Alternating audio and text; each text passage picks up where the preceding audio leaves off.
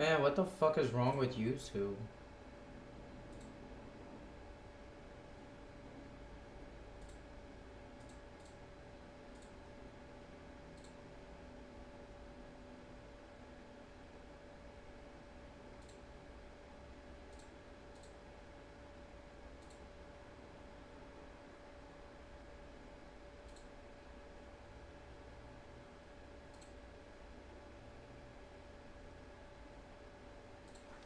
Here we go.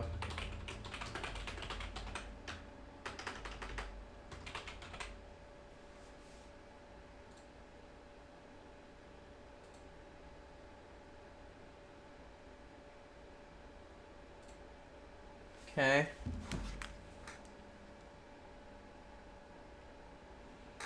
Oh, I forgot to update the title.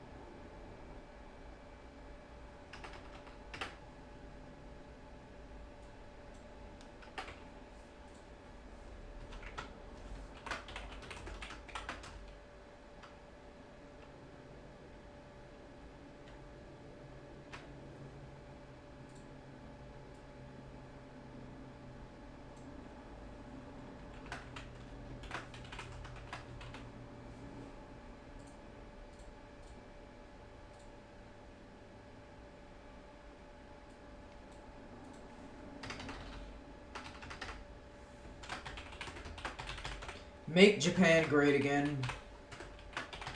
That's a great title. I don't know why I haven't used that yet. That would have been fucking perfect. Make Japan Great Again. That would have been perfect when I was actually paying attention to the story. That would have been so good. Maybe I'll sneak it in there, so I'll switch it out. Alright. That's good.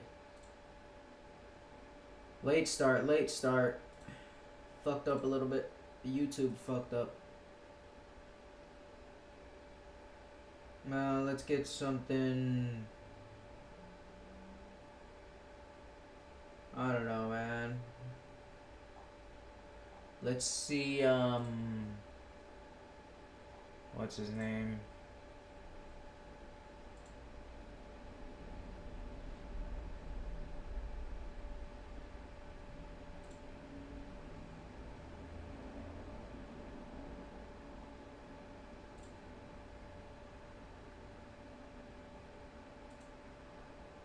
Initial quote was for $1,400 to replace it, but I forgot my insurance broker that has like my homeowner's insurance, it has our car insurances, life insurances, all of that. He recommended when we got this car to get like the ultra crazy extra coverage on the windows and glass, specifically if it gets cracked, because he said, yeah, these cars when they get their glass cracked. It's bad. So you should take care of it now. Get this extra policy. And I was like, he's probably trying to upsell me, but no, straight up, good idea, because they're gonna cover the whole cost. It's gonna be like, I don't think it even affects our deductible at all. It's just zeroed out. It's crazy. No, I did not pay my nail. No, I'm not that cool. I'm not that hip. Rise of the Ronin is rough. There are no NPCs and trees in this game. That's funny. Let's see. When I had to visit my mom's to pick up eucalyptus oil, her cat was very attentive. We're good. He We're knew good. I was sick. Oh, really? Yeah. Cats do have a This cool, guy getting like, up in my fucking camera. ability to sense. Like, Get the fuck out of here, specifically, our cat Finley. You guys might have seen him occasionally. He's the Acting really like you big know white something. cat that we have, When you don't. like the size of a dog. He, Open Nikki up got stream him when here. she was in college, and he is very in tune with her, like emotionally. So when she feels like particularly stressed or anxious or sad or whatever, like extreme emotion she might be feeling, he can like pick up on it very quickly, like sometimes even before she's really realized that she's feeling that way. And he'll come and like try to cuddle up next to her, try to snarfle her. Like he just is very, very sweet, because he just gets it. He's in tune with her. He's like an emotional support cat. It's great. Cats are awesome.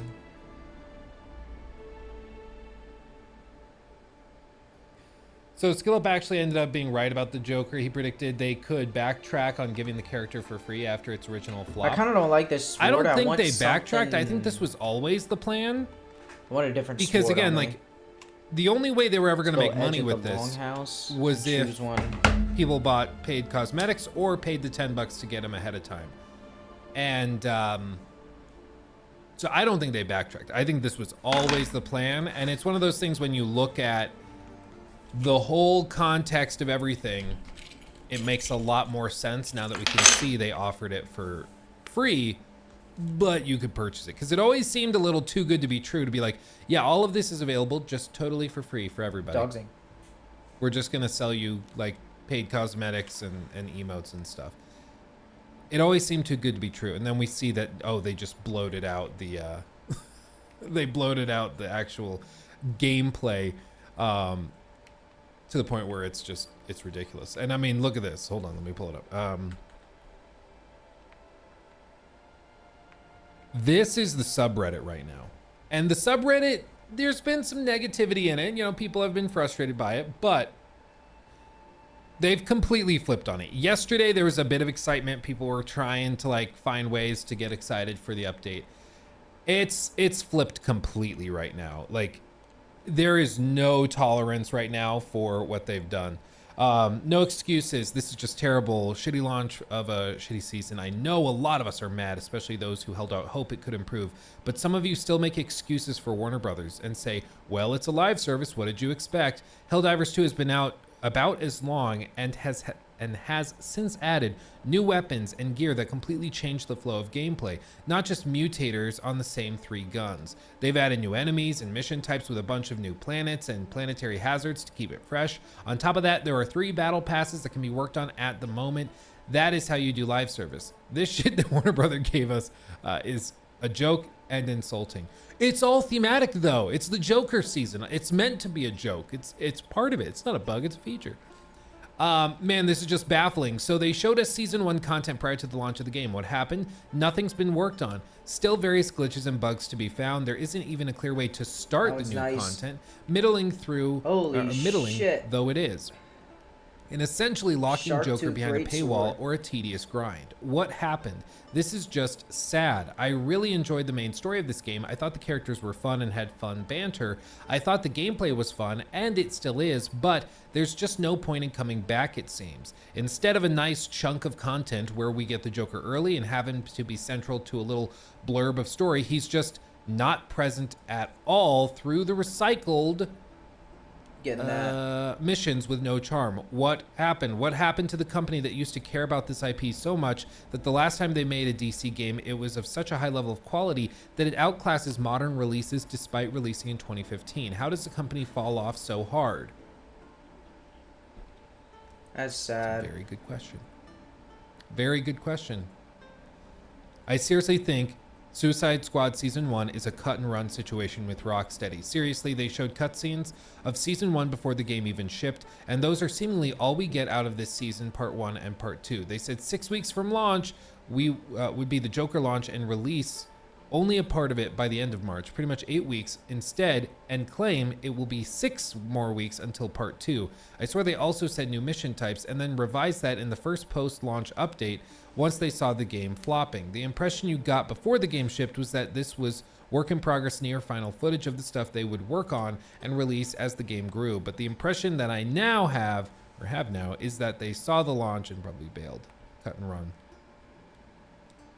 Rocksteady wants us to grind the same missions, get bored of them all over again, just for the privilege of experiencing the main reason people came back, the Joker, and continue grinding those same missions you just got bored of again. Yeah, no thanks.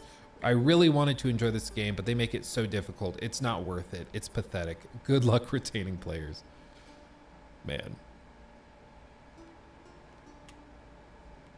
And I mean, you can even see people that like were self-described champions of the game, that were really rooting for it, were trying to defend it, and there's just nothing. It's been real, y'all. I'm out. They've also lost like 200, 300 members on the subreddit since yesterday. When I was filming yesterday, it was at like 28.3, I think is what it was at. And now they've dropped to 28. So people are actually bailing, which is crazy. You're telling me there's no story? The new missions are basically the same stuff we've seen before, and I need to grind 35 of those missions before I can unlock the new character through a recycled boss fight, and then there's nothing to do with that character? This endgame is effed in so many ways. I can't believe it. Holy shit, it's already tedious, and I'm just level 15. Update, I'm level 25 now. It gets worse and worse. Second update, I did it. I unlocked the Joker. The boss fight was good, the cutscene as well. Shame that's it. There's no reason to play anymore other than to level up the Joker. New equipment doesn't look interesting to me. It's just... This is the age-old story with games is that usually if it stinks, it's because it's rotten. People like over the last year or two have sent me like messages. I had another YouTuber even message me and ask me if I had like contacts that were leaking information about like Starfield to know that that wasn't gonna be good when it came out. I was like, no, I don't have contacts directly within Bethesda. They issued another patch for this game today, kind of big one, 1.3 gigabytes. Not sure exactly what it fixed. Probably some popping. Maybe performance issues. Maybe parrying, but they don't have any information available anywhere. Not on their website. They don't have a social media page. No like official sources from Team Ninja or PlayStation talking about the update. It's really weird. Telling me, okay, the game I'm working on actually sucks. It's just stinky. You look at it, you can tell things don't make sense about it, and if you think for 2 seconds, you can put together that this doesn't work. This isn't going to work. It's not going to be fun. There's all of these problems that nobody's talking about, so let's call them out. It's really not rocket science. It's quite easy to do. But I think there's just this like sickness in the games industry where there's a real lack of critical thought with a lot of people, where they just hear a marketing campaign push certain talking points and they just believe it. Hook, line, and sinker. You see it with Xbox fanboys. You see it with PlayStation fanboys. You see it with fanboys of individual live service games like this.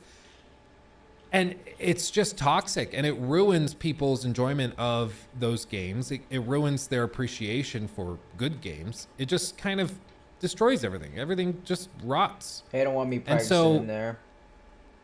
This could have been avoided. There was a lot of red flags surrounding this. But unfortunately, a lot of people look at that pussy. His technique is all wrong. Didn't want to see the red flags, I suppose. One of the things I mentioned in the video that just went up this morning, though, that I feel like I should mention here, because we mentioned it on stream yesterday, but basically there are items in the shop that there there are items in the shop that are available currently at 50% off. So it's like an emote bundle that's like 4 emotes of the Joker. And it has him like, you know, posing, doing finger guns, stuff like that. And this bundle, they say, is worth, I think it was $17 in-game currency is what they're charging for it. But on launch day, it happens to be 50% off. You can get it for $8.50 worth of credits. Wow, what a deal, right? The problem is, like, this immediately reminded everybody that was watching the stream and myself of something that happened with Fallout 76. If you remember Fallout 76, they had a problem where they had issues in the in-game shop around Christmas after the game launched, where basically they would have items that were launched at a 50% off discount. So they had items where they're like, oh, see, it's actually worth $24, which is how this converted out, which is crazy that you would pay $24 for that, but still. They're like $24 for all the emotes, but we're gonna offer it on sale, 50% off for $1,200. And the particularly tricky thing with this was that they were Christmas emotes. So they weren't expected to be selling these a month later. You know, in January, you're not gonna be selling and buying Christmas emotes. So this whole thing was built where they were going to say it was worth 24, pretend like they put it on sale so you think that you're getting a deal on it. When it was never actually $24, it was always $12, but they tried to make it look like you were getting a deal. That's not legal in most countries that have clearly stated like regulations around advertising. Most first world countries don't let you do this. It's crazy. And Suicide Squad is doing it right now. Like, they launched microtransactions on day one at like 50% off sales, trying to trick you into thinking you're getting a good deal on it when that's just what it costs, you know? So yeah, no, that's a deal. So there's just a lot of things about it which are just reek. And all told, it's just soulless. It's really pathetic. Seth donated £5 through Super Chat. I usually buy things from companies and even I refuse to purchase the Joker. Man, Warner Bros. Really took the Killing Joke a bit too literally. Yeah. I mean, I'm just stunned because they've basically done maybe a couple of updates since the game launched 2 months ago, right? Just a couple little bitty updates here and there. And they just like 2 days ago fixed matchmaking so you could play with other people. Okay. Thank you, Amari, for subbing with Prime. So they just handled this stuff. They just handled it. And so everybody was like, okay, well, it's because they've got their heads down. They're in the trenches working on the season 1 update. And they've seen the response. Everybody's common concern and frustration is that enemy variety, combat, encounter variety, mission variety, all of that is super lackluster, super lame. We got to shake it up, got to do something different. And so everybody's like, okay, well, they know what they need to do and they're working hard, allegedly. So when we get season 1, it's probably going to have new missions, new mission types, maybe even some different enemies that they plan to bring in. And everybody was like, maybe this is all part of the grand plan. Like maybe who's this guy? This was like a Helldivers thing where they launched the game and they had a ton of content that they were sitting on for post-launch release, like with the mechs or with the flying bugs that they've just introduced or the new planets and stuff in Helldivers. But no, that was everything they had. There's nothing. Yeah, it's crazy. It's crazy. Ivan, thank you for the super chat, my friend, for the thousands of hours of entertainment. Thank you, my friend. I appreciate you. What's crazy is that it probably is thousands of hours of videos I've pumped out over the years, which is kind of horrifying for me to think about because I'm like, I've spent that much time on this. I'm glad people are watching and enjoying it. Thank you, my friend. I appreciate you. And Brian Sane 94, thank you for subbing over on Twitch at tier 1. Appreciate you. 1900 player count, really? Oh, dude, if it's fallen off that bad. Wow.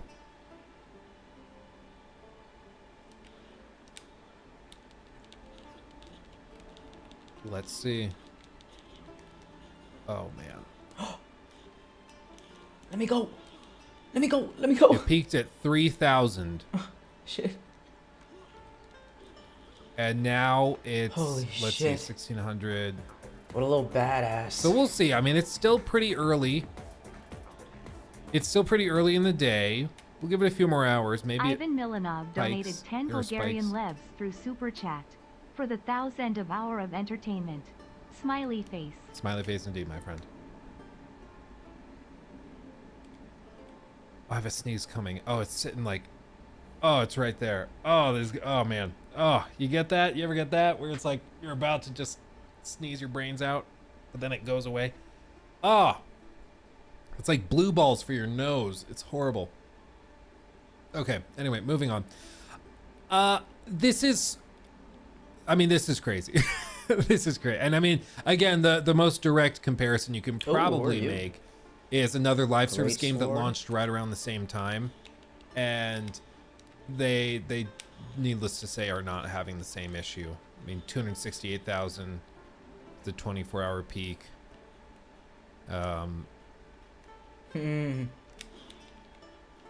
You know, it's just very, very different stories. Very different stories. But it's because they had content, they had variety, they had fun. And I think it also was pitched in a different way. Like, unfortunately for Rocksteady, and I don't know if this falls on them. I don't know who's to blame for it. But the marketing for Suicide Squad was all over the place. Where initially they were like, see, it's a live service game and it's a looter shooter, right? Everybody's happy about that. Everybody hated that. Ooh. And so then they flip it and they're like, okay, actually it's story based and we have a lot of story, the most cutscenes per minute that we've ever, or by minute, that we've ever had in a game. And so they pivoted off of what they initially said to try and reframe it as a narrative game. And when people got their hands on it, they're like, fine. There's barely any story here. Bitch. This is not a narrative game. So the live service people were disappointed. The story people were disappointed. And then it just is a bad game. And so they just didn't have enough content to justify the price tag. Thumbnail. And then the seasonal update, they have one interesting thing, which is the Joker. And they lock it behind hours and hours of grind. And after all of that, if you grind to the Joker, you get the Joker, a cutscene plays, and then you can use the Joker to keep grinding the same missions for whatever reason. Like, it's just wild. It's just crazy. But I mean, I think it's pretty clear this is not going to save the game. I was hopeful. I was like, maybe it is in fact the case that they have a trick up their sleeve. Maybe they've been doing all of this because they have tons of content in season 1 that they're going to drop, and it's going to blow the game up and be amazing. But bro, why you gotta drink my water? yeah, I just, it's wild. It's wild. It's just corporate greed. Yeah, I mean, I think that's at this point. The question is like, okay, so the game was a disaster. Where does the blame lie? And the thing is, I know it's easy for us to just go, Warner Brothers forced them to do this, Warner Brothers did this and that. But as far as we've seen, Rocksteady wanted to do a live service game. Like they asked for this. They were working on a live service game after Arkham Knight, or after technically they did the Arkham VR thing. And then they got offered this IP, so they started working on that for 7 years, and this is the product they put forward. Like, if anything, I would assume that Warner Brothers probably gave them way more time, way bigger budget than they probably should have had for this game. And I mean, really, no matter which way you look at it, I don't see how you can blame anybody other than the guys like Sefton, who left, by the way. He bailed ship before the game launched. So, greenlit this project, was here for all of the foundational decisions, all of the big decisions of what the game was going to be, how it was going to work. and then he leaves his own studio to go found a different studio where he's at now. Like, I don't see how you can blame anybody else except for these guys that headed all of it up. Like, I just don't know how you can blame anybody but the leadership. Who says that it isn't Warner Brothers who pushed live service? I mean, it is possible technically that in like 2016, after they finished the Arkham VR game, Warner Brothers said, you guys are doing live service now and you're going to like it. But correct me if I'm wrong. I think the reporting from Jason Schreier said that Rocksteady is the one that pitched their live service game that they had started working on. Is it bugged? Like, that was their idea. It was their project. Maybe I'll open this.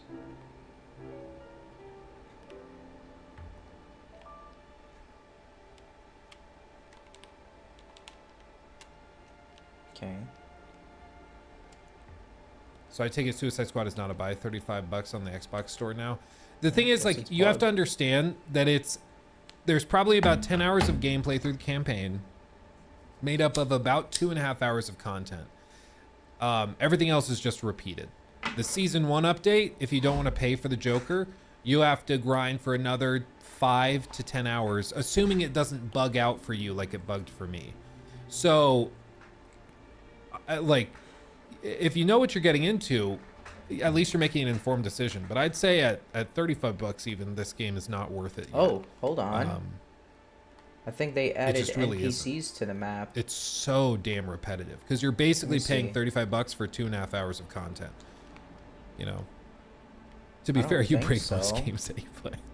I only see this guy. I do have the magic touch. Let's be real. I've actually, like, I went back and I started sifting through footage. I was like, am I just like a bug magnet, or do I just notice them and take ally notes? Collaborator. And I think it's I don't see allies and collaborators honestly, on the map. But I have not met, and I've talked to a lot of other reviewers. Huh. I have not yet met a single other reviewer that records really every second of gameplay that they play when they are reviewing a game, and that keeps a very extensive list and notes of everything that happens. Like, when I play a game, I record every second of it, and then I have timestamps with notes for what happens. So if I'm doing like the Dragon's Dogma 2 review, I can go play the game and I can be like, okay, clip 7 at 15 minutes, 23 seconds in, this happened here, and then I can reference that later.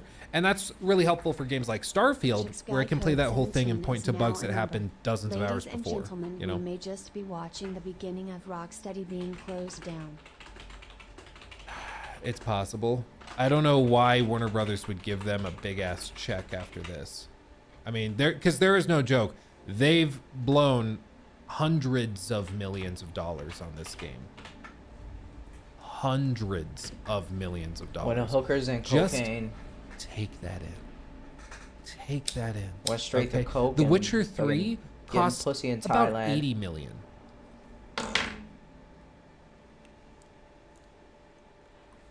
This game has cost them hundreds of millions. It's amazing, right? Let's do their training. It boggles the mind. With old boy over there first, and do genuinely just at a loss for words for this game, because it seems like at every possible step, every opportunity that they had to do this properly, they screwed it up. It honestly takes talent. It's quite shocking when you think about it. Oh my boy, Baldur's Gate 3 was 100 million. Helldivers 2 cost around 2 million, and they've had over 8 million sales. Yeah, I mean, I cannot wait for the like big breakdown from Jason Schreier explaining what the hell happened, because so much of this is just baffling. Like there just have to be stories explaining what happened, because no part of this makes sense. All of it is just amazingly confusing. I don't know what it is. I had a Windows update, and now like all of my PC stuff, all of my PC footage has like terrible screen tearing, even just when scrolling. And it didn't used to do that when I was doing the cloned Shit. Got it. source. It's very frustrating because it looks terrible on Got it. stream for you guys. We need a documentary. Unironically, like if there were a documentary, I would watch the crap out of that. I don't give I'm a not crap getting about the enough points, I Hideo think. Kojima documentary, but I'll watch this. I'll watch this all day, every day. Shit. Um, Got it. Oh, fuck. I I think it missed could be one. possible if the game keeps getting worse. They could That just drop was- all the seasons they've developed on hand and forget the game. Perfect. Oh. My stance has Okay. been that I just don't know Nice. how Warner Brothers could justify continuing to cut checks and pay for the studio's operations when they know that the future seasons are just going to hemorrhage more and more Thank you. money. I am one with Like, my horse. if they peaked at 3,000 players yesterday on Steam, they didn't even recover more than a fifth of their player base from launch for like the big season 1 update. And now the whole community is imploding. Everybody's livid at what they've done. And like, do you really think that Killer Frost is going to generate anywhere near the same level of excitement or interest? I don't think so. I don't think so.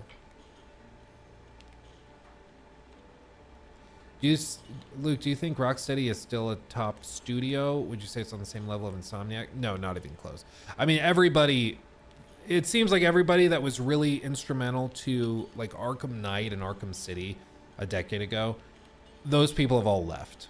So it's been reworked and reformed into a live service studio, a bad one at that. Is that it? So the only thing it I did seems to kinda share in terrible. common with Oh, nice. Master. the Rocksteady of 2015 is the name and the building. Other than that, it seems like nothing else Nice. is the same.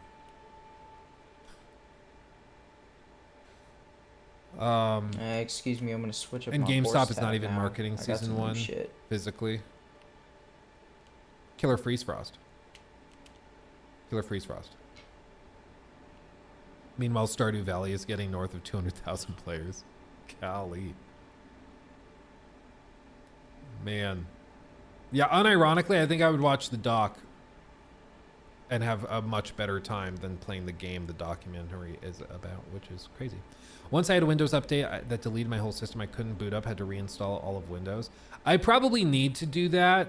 It's also just like good computer hygiene to reinstall Windows every like couple years.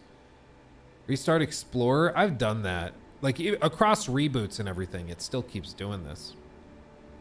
I think what it is there's just some issue because the refresh rate on this monitor is different than the refresh rate on the capture card. So they don't like talking to each other. Hammer 0786 Don't like donated cloning each other. $19.99. Jesus, through thank you, my Super friend. Chat. Phil Spencer said he wants the next COD to be on Game Pass. Do you think that would save COD from the yearly $70 disappointments and turn it into a format where they go Oh, for I skins bought in the Battle Trainer's Pass? Tag. Fuck. Like Fortnite. Buy a white horse. I'll get a white horse. I mean, I in one way it would save you from the disappointment of paying $70 for a game The that white horse should tag not be on it. $70 because it's just an update. So I agree. It would do that, but So I don't this think the little core bitch. games are probably going to change. I think it's still going to be the same Call of Duty. It's going to be like, this is the big annual release. There's barely anything different. What are you talking? You just made things worse, basically. But now instead of paying $70, it'll just be included in Game Pass. So I think it will sort of fix that issue, but also not, if that makes sense. But yeah, they're going to change stuff. It's going to be a couple of years before we start to really see the long-lasting effects of them acquiring Activision Blizzard King. But already, like, we've heard them say that they want to take Diablo and turn Diablo into a more frequent release. They don't want to have to wait 5, 6, 7, 8 years between releases. So their hope, or I guess technically a decade or whatever it was. So their hope is to get like Diablo 5 out within 3 to 4 years. And so it's a much more regular cadence. Because again, Game Pass is really successful when they have a steady drip, drip, drip of games that get you excited and get new people to sign up. And you don't get that with hugely long release schedules. Because even if Diablo 5 is amazing and is 10s out of 10s across the board, it won't really I think matter. I'd do better off just out-filtering. if there's another decade between that for Xbox. Gold that at the is. store. They want it There's more a lot to frequent, filter so through. I would think that they're going to do that.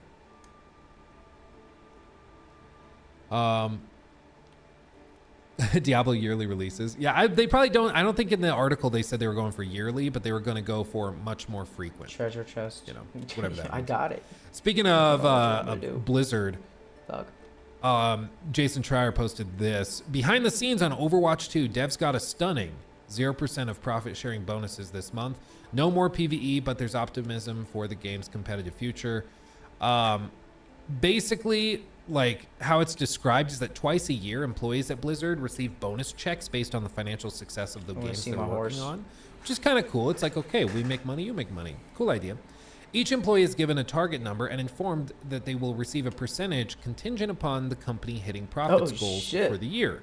These profit-sharing bonuses are an important part of Blizzard's compensation packages. For decades, prospective employees have been told that while the company does not pay base salaries as high as nearby competitors such as Riot Games, they make up for it through profit-sharing from lucrative hits like World of Warcraft.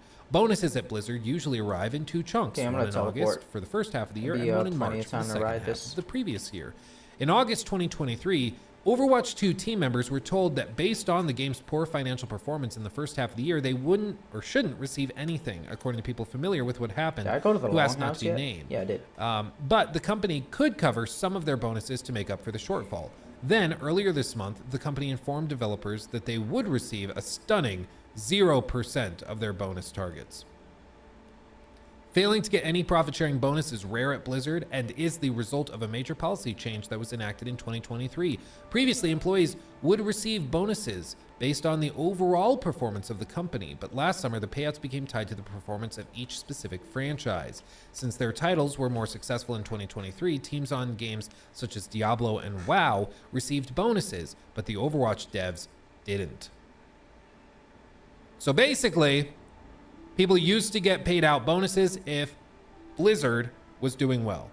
They changed that policy in 2023 and now get bonuses if their particular game and project does well. White clothes. Overwatch did not do well, and so they did not get bonuses. Let me try. Like, it makes me wonder if they've changed as part of like the acquisition, if they've adjusted their accounting systems or something, because when I hear like, okay, they're tying it to individual projects, that makes me think that they're trying to track compensation and everything independently of company-wide performance. They're trying to tie it to specific projects, and it could be that they have broader write-offs, but I don't think that would apply. I'm just trying to think of like if there's a tax reason or something that they would do it this way after doing it a different way for so long. I mean, obviously, the elephant in the room and the most obvious explanation is just they don't want to have to pay out more bonuses than they need to. And if people are working on a game that's flopping, they don't think that those people deserve bonuses because the game isn't making them money. So there's that. And I think that that's probably the extent of the explanation. It's like, yeah, if you want to make more money, make a better game. I think the problem with that is that these games are not usually defined by the individual developers. It's by the bigger decisions, by the head honchos, by the producers and executives and stuff. They have much more say, basically, in how this game turns out and whether it's successful or not. Like, Overwatch 2's problems are not because of Johnny, who works look at that ass. the environmental decoration department or whatever it's called. The problems are with like the executives that said, yeah, we're going to do PvE, announced to everybody that we're going to do PvE stuff, and then they changed their minds and cut all of it. And then like, yeah, and we're going to do this other cool stuff. Actually, never mind, we're cutting all of it, but we're still going to release this game and get rid of the old game. Nice. And have like all new cosmetics and stuff that you can purchase in this game. You know, those are the reasons that the game has struggled, not because of like, yeah, not because of freaking Johnny. God damn it, Johnny. You effed it up again. Yeah. But the thing is with these policies, they have a way of sort of taking care of themselves. Because what happens now is that devs who work at Blizzard are like, okay, well, if you're going to do this, we're just going to go work at Riot when they have openings, and they give us higher base salaries because the whole benefit, the whole perk of this job were the bonuses. And now we're not going to get bonuses if the game is struggling because of decisions our bosses made. No, we'll just go work somewhere else. And so usually these policies have a pretty significant backfire effect. I remember when I worked at a bank. Should I say which bank? Sure, why not? I worked at a U.S. bank. I don't bank with them. It's not like they can cancel my accounts or anything. So I worked at a U.S. bank, and I got the job shortly after a new CEO came in, okay? This new CEO came in and decided she wanted to streamline the business. She wanted to take what was previously like a delightful company to work with. Everybody loved it. It's why I started working there, because everybody was like, it's great to work there. You go, you work with your clients and your customers, and you help them with their transactions. And if there's something else you can help them with in terms of banking, like any applications for a home equity line of credit or a car loan or something, you could do that. But it was about the personal relationships between banker and customer. And the customers loved it and the bankers loved it because it was also really relaxed and chill. You would have a rush in the morning, and then it was very chill. You do basically nothing all day until right towards the close of business hours, and then you'd see another spike. But in between that, people were just hanging out. We would just chat. People would be on their phones watching shows and movies together. It was awesome. All the while you're making like 20, 25 bucks an hour. It was great. If you don't work at a bank, shout out to working at a bank. It's super cushy, really easy, air conditioned, and they pay you very well. But we got a list of new policies from the new CEO, and she came in, and basically what she did over the course of a few months was she decided to have all of the like front-facing, customer-facing people during any downtime start cold calling random people. So we were expected to help with the rush of customers coming in to do transactions and stuff at the start of the day. And then when it started to slow down, we were expected to perform cold calls to random people who banked with us, asking them randomly, hey, would you like to sign up for a new credit card? Hey, would you like to apply for this car loan? Hey, I saw that you own a house. Would you like to refinance your mortgage with us? Let's see that. It was miserable. It was miserable. And everybody was like, why are you calling me? Like, you work at a U.S. bank. No, if I want to refinance, I'll call you. Don't call me again. Like, it actively started to piss off our customers.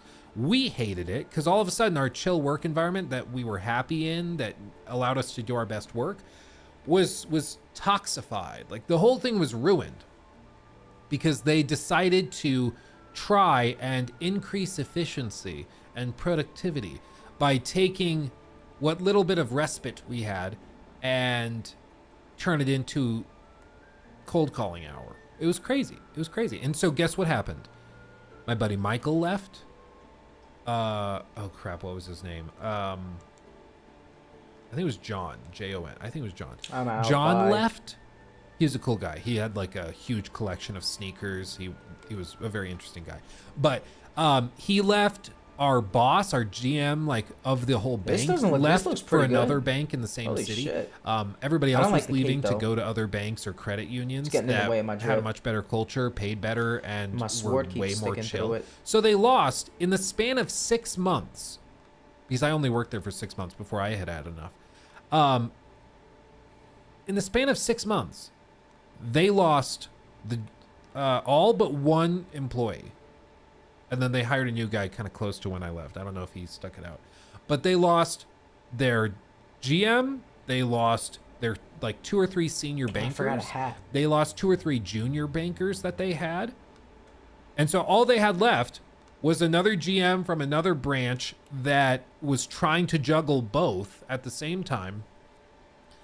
And they had an employment shortage because they didn't have enough people that wanted to work at the bank anymore. Everybody kept quitting.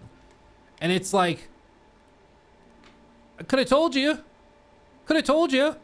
But that's what happened. Like, they hemorrhaged all of their talent because they wanted to save a few pennies here and there, or because they wanted to try and make sure that they were getting their most out of our labor, which was to cold call customers that didn't want to be cold called. And honestly, I don't think in the time that we were doing that, I don't think there was a single occasion Gucci headband. where the cold calls led to Oh, anything. Shit. Louis Like, headband. not a single time. All it did was it ruined Damn, that really our puts it relationships together. with our clients and customers, ruined our morale, Holy and shit, it the tarnished the fucking mask. reputation of the bank because it made us seem like we were trying desperately Damn. to get new loans and stuff. So Holy it made shit. us look bad as a company, I just gotta get across the board. mask. It was Ooh. a terrible, fedora. terrible series of decisions. But in a boardroom, it probably made a lot of sense, right? If you're an executive sitting in your big conference room, wearing your $3,000 suit or whatever, it probably sounds really good to be like, well, we're paying these people $20 an hour. They don't need to sit around. They need to be cold calling during low times and trying to find ways to maximize revenues and stuff. Oh, and the kicker, I forgot about this. They wanted to do all of this, and they announced it at the same exact time that they cut all commissions for completing such activities. You used to be able to make like $50 if you got somebody to sign up for a credit card. You could make like $100 bonus if you signed somebody up from like a new mortgage or a refinance and stuff like that. So they had incentives for trying to like sign more deals. So, just go ahead, which kind of Danny. makes sense. Like they want you to benefit from working harder and doing good work and helping people get mortgages and stuff. But they took away all commissions and then also pushed all of these cold calls and stuff on us. So not only did everybody that was a senior banker, were they pissed that now they were having to like cold call and they were being forced to do what they did normally, which was just try and help people sign up for stuff. But then they also had all of their commissions and direct incentives cut. And it turned into like the stereotypical thing of like, okay, you guys had 15 new mortgage signups, you made the bank millions of dollars, but we wanted to say thank you, so we ordered a single frozen pizza for $7 that you guys can heat up in the microwave since we don't have an oven. It's like, okay. So they lost all their talent. All the senior bankers left. Everybody bailed because everybody was like, okay, well, you're not going to pay us for our work, and you're going to try to compel us to do what we were doing anyways when we were making good money for it. So yeah, bye. I'll go work for a place that will pay me for that work and that doesn't treat me like I'm some sort of weird robotic slave. And I think that CEO, I haven't checked up on it, but I'm sure the bank imploded. My branch I worked at shut down within like a few months after I left. And I mean, everybody I knew that worked there left the company within a few months. So their turnover was crazy. And I have to imagine that came back to haunt the CEO. It should have, though. Should have. What happened to the one guy who stayed? I don't know. He was a really cool guy named Brandon. He was really funny. He'd only describe, like, when you work at a bank, you deal with a lot of money, right? In our safe, like, I had never held so much money in my life, but like at one point we had a cash delivery, because people would call and be like, hey, I'm buying like a crane. There was one guy that ran a construction company, and he was like, I need to buy a crane today, and they want only cash, not even a cashier's check. They want cash. So he had to call ahead by like a few days and say, it was something insane, like $150,000 in $100 bills. It's wild. And so he calls ahead. We order the money gets delivered, and we put it in the safe. And so I have to count the money and then lock it away.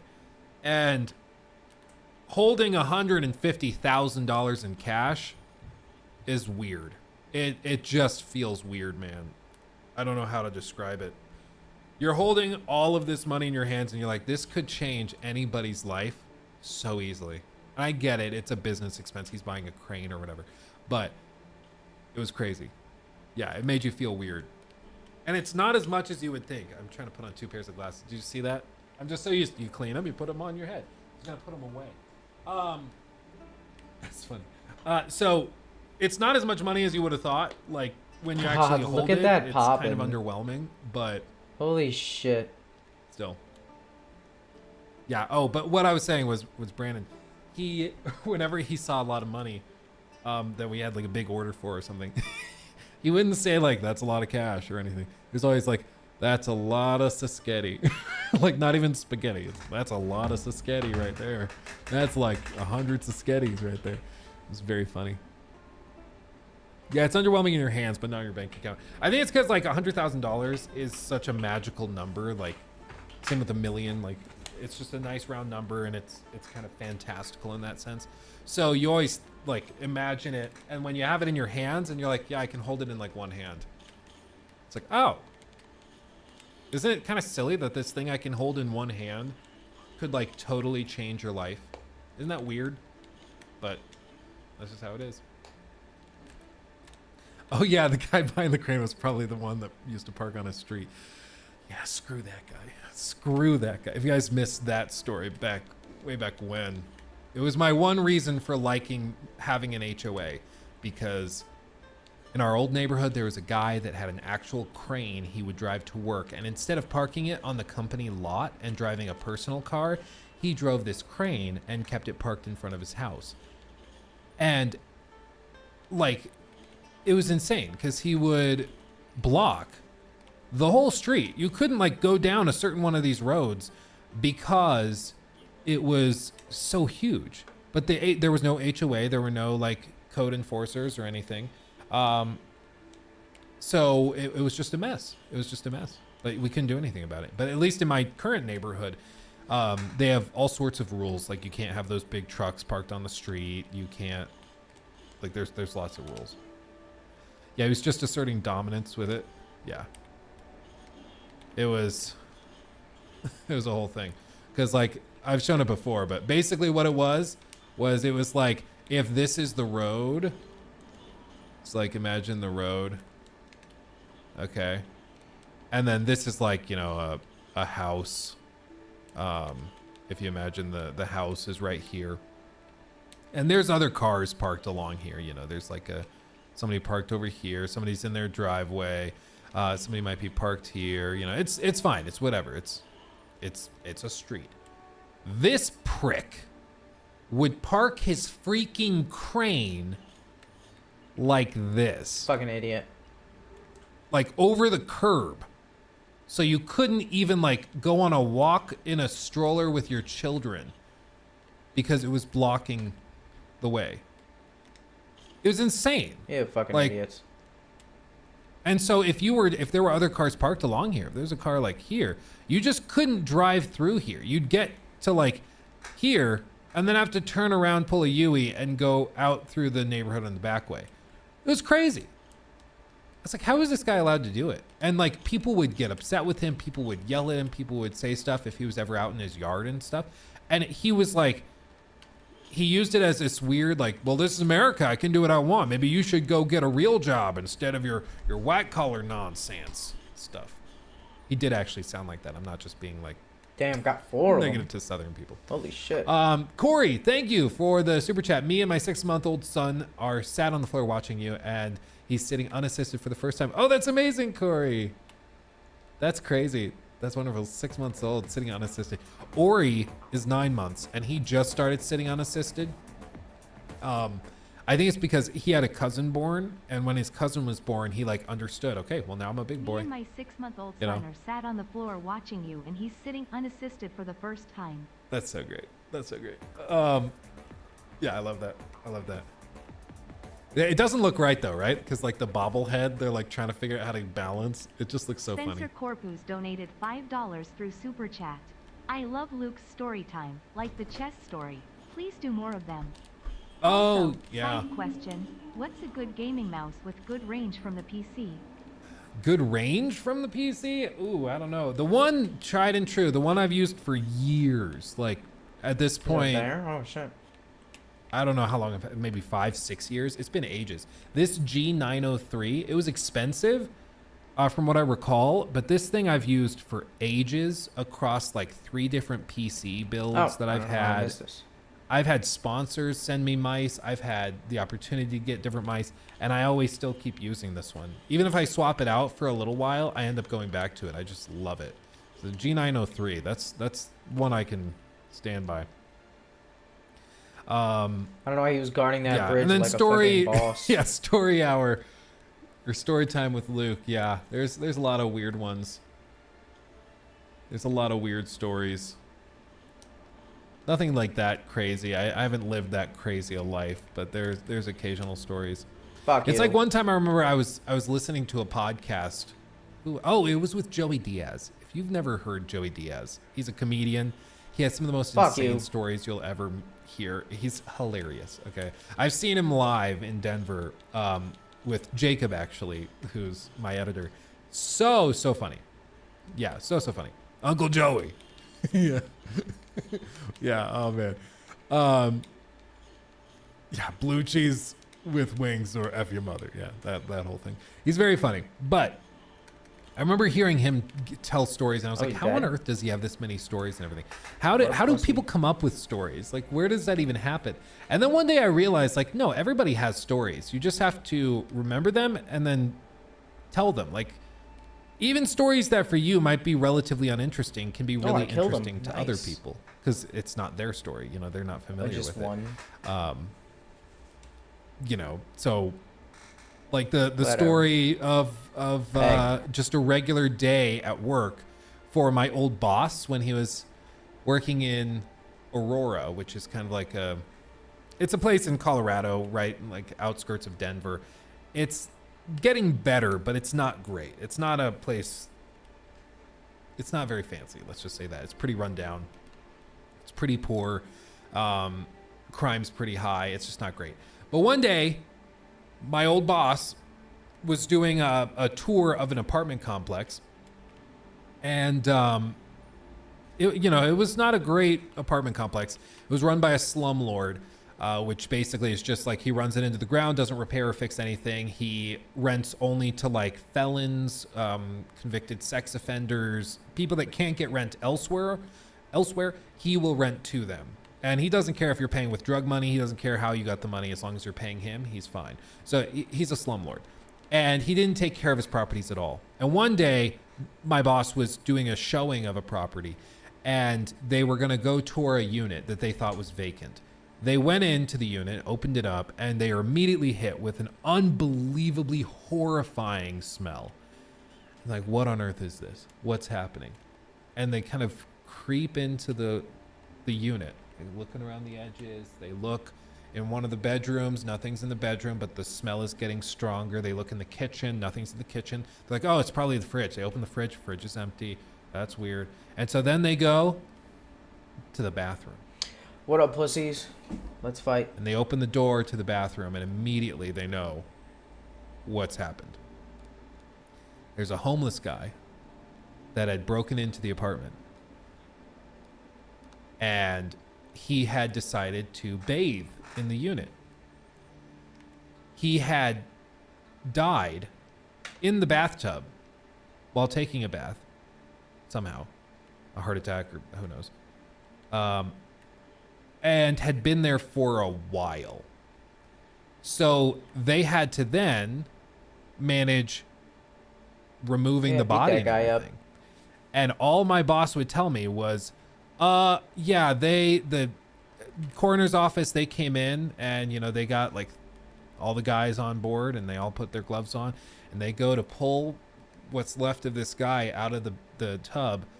And all he said was, They got him out. His back stayed in the tub, though. It's like it tore off. It's like, okay. Okay. So he's just casually seen some insane stuff. Just working his day-to-day job as a real estate broker, right?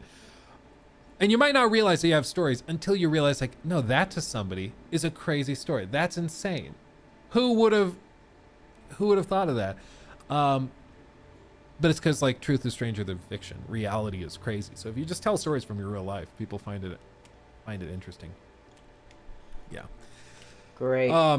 Anyway. Yeah, sorry. Can I restart? Odin, you used to do Can I autopsies. restart That's the crazy, race man. or Somebody's got to what do is it. up Like, with that? you get desensitized to it pretty quick. I took an anatomy and physiology course in college where there was like the human dissection. Guess I have to And cancel. initially it's like very shocking because you're like, this is a human being. This is somebody. Like, this was somebody's friend that I see like basically in pieces. But then you realize that no, this is like a medical thing. We're examining this. Somebody has to do this. This is part of the process. And you get desensitized to it pretty quickly. That first day that we saw the odd, or I guess dissection patient or subject was pretty intense. Like, we're all kind of freaking out about it, but then you get kind of settled into it and it's not that big of a deal. So anyway, yeah. Anyway, when I was in the army, we would do 3-month rotations to morgues and learn. Oh, that's interesting. That's interesting. Anyway, yeah, pivoting, shifting gears for anybody that's like, please, dear God, Luke, talk about something else. Let me pull this up.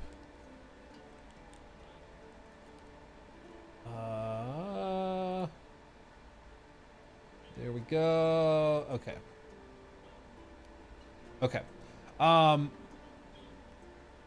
It's really the first lesson, but by the end of the semester, it's just routine. Yeah. You just kind of get into it. Okay. Let's touch on this real quick. Back to gaming. So, I don't know about you guys. I love simulation games. I've told you guys before that, like, these are my guilty pleasure game. If I have the option of playing something just for me, like, not recording anything, not playing it for a video or anything, I love simulation games. Even, like, whether it's Factorio, whether it's Satisfactory, whether it's something like Frostpunk, like, those are the kinds of games. I just turn my brain off. I love them. I suck them up. I love them. I love it. And City Skylines is one that I've also really enjoyed in the past. And City Skylines was interesting because it came at the perfect time. If you guys don't remember, Sims City 4. Was it 4? No, it was just the reboot. It was just Sim City. Yes. Sim City Revisited.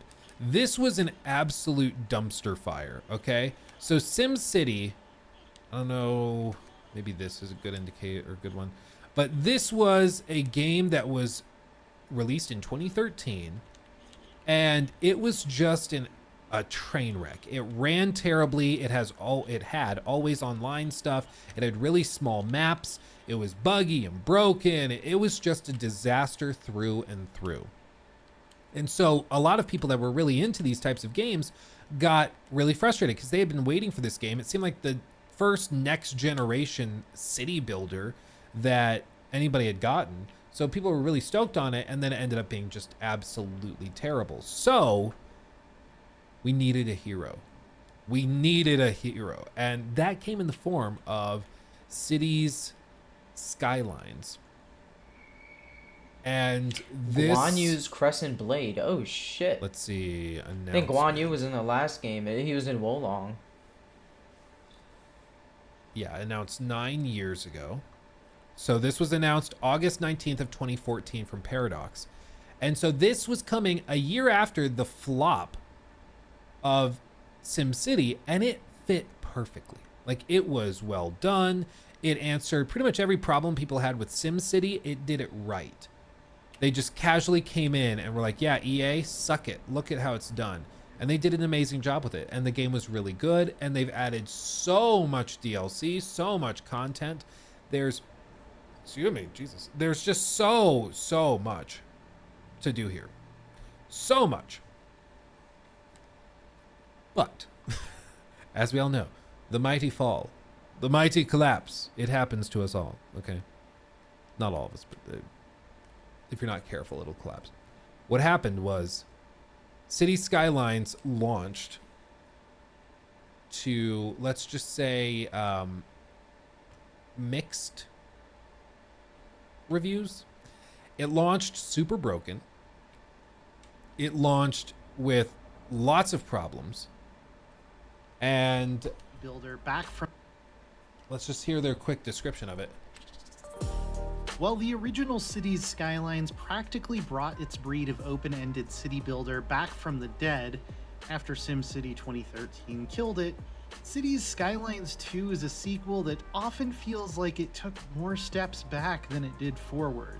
It's full of exciting and gratifying new mechanics for managing your economy and creating more realistic metropolises. But it also this game could asks run you on to the do a lot Nintendo of Switch. busy work if you don't want the end product. I don't to understand look why it's a horrendous next-gen on close exclusive. inspection, and sacrifices some of the user-friendliness of its It's predecessor not. to fit in more bells You can and play whistles. this on fucking I'm not ready to tear it all PS3 down, maybe. but right now there's an Yeah, definitely a unsightly PS3. case of urban blight that's going to take some major technical renovations to clear up. It also runs like hot dog water. That's the other piece. So, people were like, okay, this is not great. Not great. Not a fan. Let's take some time. Wait for the expansion. Expansions in DLC will probably make the game way better, right? Right? Wrong. Wrong. They issued their first DLC, Beach Properties. And it's been called a disgrace. City Skylines 2 didn't have a great start last year when it launched in October. The sequel to the best city builder around garnered a mountain of criticism thanks to wonky simulation and significant performance issues. There were a plethora of great ideas buried inside it, but it definitely didn't put its best foot forward. Improvements have been made since then, but this week's launch of the first bit of post-launch DLC, Beach Properties, has riled players up again. That's the killer. He's right there. It's a weird DLC to lead Assassinate with. him. It's an asset pack, so it doesn't introduce any new features, instead throwing a waterfront zone, a bunch of new growable buildings, 6 signature buildings, and 4 trees into the mix. Despite the name, it doesn't actually include beaches, and the assets have been criticized for being just a bunch of regular houses. Introducing waterfront zones, a feature that shows up in the game just next to your regular low residential zones. And with this addition, like with the other zoning tools, you simply click or drag to zone your roads and He got blocked by the table. a touch of seaside luxury. I mean, they're just houses. They're just a different kind of house. Fucking wall. God But it damn doesn't it. add beaches. Pleasure. It's 10 North American low residential buildings and 10 European. Each of these in 3 different levels, changing structure and look as you level up your zone. Each building also has 24 variations each, made by randomizing the props and color schemes in the pack to make sure that even same structures look different and diverse. Yeah. Great. Granted, at $10, this was not going to be a beefy expansion, and it's probably better for Colossal Order to work on getting the game in a better state than shifting to developing brand new features. Even with that in mind, though, players haven't been too impressed with the value on offer here. Quote, "There is nothing in this DLC that justifies it costing a fifth of the price of the base game," one review reads. "This is a disgrace. The assets look nice, but for €10, there is way too little in this DLC." Hey. Hey, Juke the Mofo, thank you. 16 months, golly. Thank you, my friend. 16 months, that's wild. Thank you, appreciate you. Yeah, I think the overall impression, though, is that this game is currently in a very much work in progress state, and yet they're charging lots of money for it, and they're issuing paid expansions. And it just makes it feel like, okay, well, so you're just trying to like take advantage of your customers? Is that what we're doing? It's just a bad look. It's a bad look. Now, on the one hand, this kind of reminds me of some of the issues that Starfield ran into shortly after launch, where everybody's like, okay, the game's broken, there's tons of broken quests and stuff, and we have performance issues that we need to take care of. What are the next updates? And they issue a bunch of updates, and it's like, new poses for photo mode. Photo mode can now be done in these different areas that you couldn't be done in before. And it's just like little bitty updates to things that most people don't care about. And everybody's like, this is what you're prioritizing. This is your efforts. This is where your efforts are going. And it's like, where do I buy it's a bad look. Upgrades? It's bad for optics. Where do I buy strength but books? These companies typically Black have people that Marketeer. work on the photo mode. They have people that work on assets and like the DLC stuff. Then they have the engineers that work on performance, and then they have these people that work on the simulation stuff. So they have different teams working on different things. And the photo mode guys might be able to just pump out 5-6 new features that they're like, yeah, let's just issue these as a quick hot fix or quick update and give people some new toys to play with while they wait for the other fixes and updates. I think it's well intentioned, but it looks bad because it looks like Bethesda Game Studios, like on the whole, is prioritizing the wrong things, right? That's what it looks like. So it's possible that that's sort of what's going on here, is that they're working on fixes, but it's not that simple, and they're trying to give people some new stuff that they were going to release anyways at the same time. But either way, it looks bad when your game has all these problems and then you are charging a lot for it, you know. Some but- scroll of intellect for your dumbass. I mean, when the game works, yeah, this is crazy. Like, when the game works, it's fun. Like, look at this. This guy built a massive city. Massive. Said it's running on a mid-range laptop, okay? That's kind of why the graphics might look the way they do for you, okay? But very, very crazy complex city. Tons of stuff going on here. All sorts of skyscrapers. There's apparently a population of just about 700,000 people within the city. And because it simulates all of those people having like places to live and go to work and everything, it's actually doing that simulation. Somebody asked, how's the simulation speed? And he says, oh, super slow. 1 in-game minute is almost 30 real-life seconds. Oh. That's, for these types of games, that's pretty rough. that's pretty rough. Because especially the actual, like, city has to simulate itself generating revenues and profits for you to be able to spend money to improve things. So it's basically running in like real time. And you've got to just leave your computer running for 6 days till you get enough tax revenue to build a new bridge or something. It's just, the guy has more patience than I do. I'll tell you what. I'll do a bond. That's crazy. The DLC is the worst rated item on Steam of all time currently. Yeah, I think it's just, again, it's bad optics. Like, I know they can probably say, well, we had this already set and we were going to just release it anyways. So instead of releasing it in 6 months, we just figured we'd release it now, right? Like, they're probably just saying that. They're like, this has no impact on the performance issues or anything, because that's a different team. So the other team is working on that. This team finished this stuff, so we're going to sell it to you and release it. But it's still a bad look. Like, it still just looks bad to sell something to players that's pretty minimal while the rest of your game is having major issues. And in addition to all of that, like, it's also a $10 DLC that's, I don't think, really worth $10. I mean, the thing with these games is once they add in modding tools, I don't really know why the microtransactions are really that necessary, because the mods that people make for these games are crazy and do most, if not all, of the stuff that the paid expansions do just as well, if not better. You got a So long combo. I don't know why anybody would be paying $10 for this. Oh, my bad. I messed up. But I guess they release it because somebody's buying it. But I agree, Chad. I mean, it should have been free.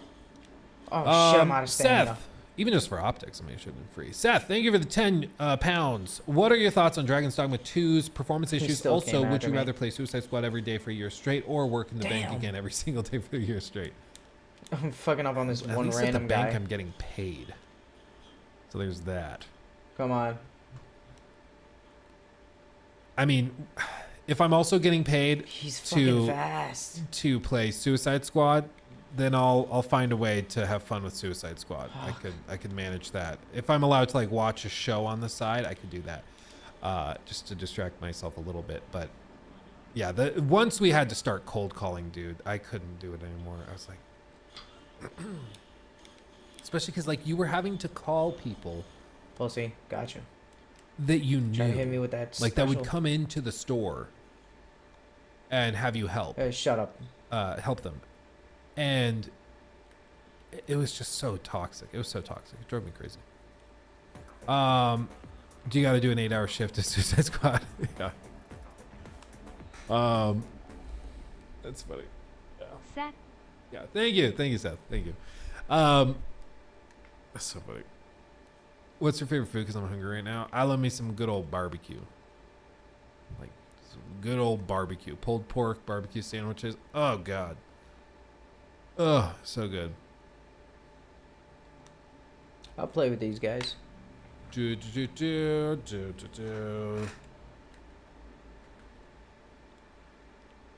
Ba ba da ba ba ba ba ba. I can't fucking assassinate him?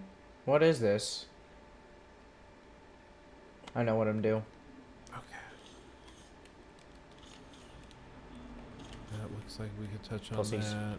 There we go. Oh, yeah, Perfect. We can do that.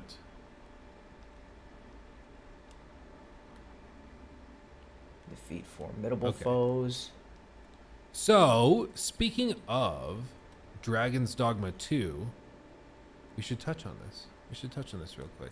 So, there's a couple of little tidbits for Dragon's Dogma 2. On the one hand, Dragon's Dogma Update is adding a frame rate cap, ray tracing toggle options on console, among some other little things like improving DLSS quality and things like that. These updates are always baffling to me because I'm like, I don't know why these toggles weren't in the game at launch, especially because we're only talking about like a couple weeks time or like a week or two's time. Why did it take this extra bit of time to just add a toggle? Like, do you not have done that God damn at it. launch? Especially if you know your game is struggling with performance to begin with. Why is there not a toggle for ray tracing on consoles? It just doesn't make sense. And also, it seems like there's this common thread with games that have ray tracing enabled by default on console where they don't run well. Jedi Survivor ran like crap on PS5 at launch, and it also had ray tracing enabled, I believe, in both the quality and performance modes. You couldn't turn it off. It was always equipped. And granted, it wasn't doing that much. It was like using 1/16th resolution light bounces to inform shadow quality or something like that. I don't remember what Digital Foundry found with it, but it was something like that where it really was not that necessary. It really did not add that much to the visual fidelity. And it absolutely tanked the frame rate and performance of the game. So I don't know why this wasn't here to begin with, but I'm glad it's here now. They also added a frame rate cap so it doesn't break 30 frames if you have it enabled. To be clear, it does not, like this cap will not necessarily make your frame rate more rock solid. It won't lock it to 30 and then not move off of it. It will just prevent it from wiggling up and down as much because it won't like spike above 30 and then swing back down below 30. But at least it's an option now, and they say they're working on other patches to improve performance and things like that, which is great. Furthermore, Capcom is seeking feedback That does on a potential lot of Dragon's Dogma stagger 2 damage. DLC, Holy shit. where in this case, players were asked to take a survey. What's interesting is they're using a newly launched survey to gauge interest in additional content How for did the he not game. see me? They asked players what kind of DLC they'd like to see released for the game, and players were also asked how much they'd be willing to pay for DLC, with options ranging from $10 all the way up to $50. The survey is open until the 21st of April. Capcom says participants will receive an original digital wallpaper. Okay, whatever. It's a picture. Well, Dragon's Dogma 2, yeah, that's blah, blah, blah. Let's see. Yeah, earlier this week, they detailed some planned updates for the game, which are expected to release in the near future. These include the ability to start a new game when existing save data is already present, and change the number of Art of Metamorphosis items available to buy at pawn guilds to 99. So that's cool. That's the thing. They're asking players for feedback on what DLC they'd be interested in getting in the future. I think if they did like full expansions, if they add in a couple new monsters and stuff, that could be cool. Because I was not expecting to be kind of bummed out at the lack of monster variety. But after you play like 3 dozen, even 24 probably hours of the game, you've kind of seen all of the monsters that they have to offer. and you're kind of like, okay, well, what else we got here? What we got? There might be one or two hidden away, hint, hint, nudge, nudge, that you should seek out, but still. Yeah. I think it's good at least that they are asking for feedback. I don't know how useful a survey like this is, because I think a lot of people can just like bomb it with their responses and stuff, but still.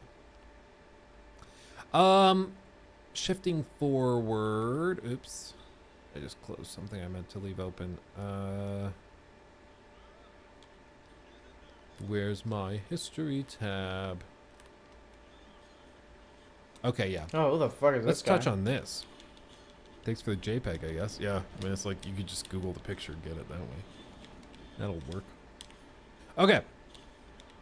So, CD Projekt Red is reportedly considering licensing out its Cyberpunk and Witcher IP to mobile developers, which is interesting. As part of a Q&A following an earnings conference for the publisher's financial year 2023, one caller asked, have you considered licensing either of your big IPs to third parties to make mobile games? They then asked how this would work from a business standpoint, whether it would be a one-off licensing fee or a profit-sharing agreement. Joint CEO Michael Nowakowski replied that the publisher was indeed looking did my at the character possibility, die? but What the that nothing fuck? had Thought I was been healing. set in stone yet. The answer is pretty simple here, he replied. The answer is yes, we are considering such a Oh, move. I In was fact, using we the were fucking. I keep pursuing switching to the good wrong fucking conversations, thing. opportunities like that. We have nothing to announce just yet, but when the time comes, we would. As for one-off or other business models related to any such potential partnership, we would not comment on the specifics here, but to be honest, plus there is the other guy? nothing in Oh, place there he is. that we're talking about. There's no pre-designed business model we're looking at in this case, whether one-off There you go. or shared profits. That's another story, but when the time comes, we'll definitely share information. Yeah, and the previous mobile spin-off, Monster Slayer, was shut down after 2 years. This was like the that was good. Pokemon Go variant and kind of knockoff that they had. It was nothing special. These games, you just have to have a community built around it, and I just don't think it was ever that big, which is unfortunate. It's too bad. The Witcher card game spin-off Gwent were also released in, years and years ago, as standalone single-player expansions called Thronebreaker was also released. Reception of Gwent was generally positive, though official support for the game ended on October 23rd of 2023. So they've tried mobile stuff before with their IP, and it's just never really materialized into anything significant or long-lasting, so they've just decided to can it. But they seem to be interested in finding a different way to do it. Whether they partner with a company like Tencent and have them develop something, or NetEase have them develop a mobile game or something, that's probably where it ends up going.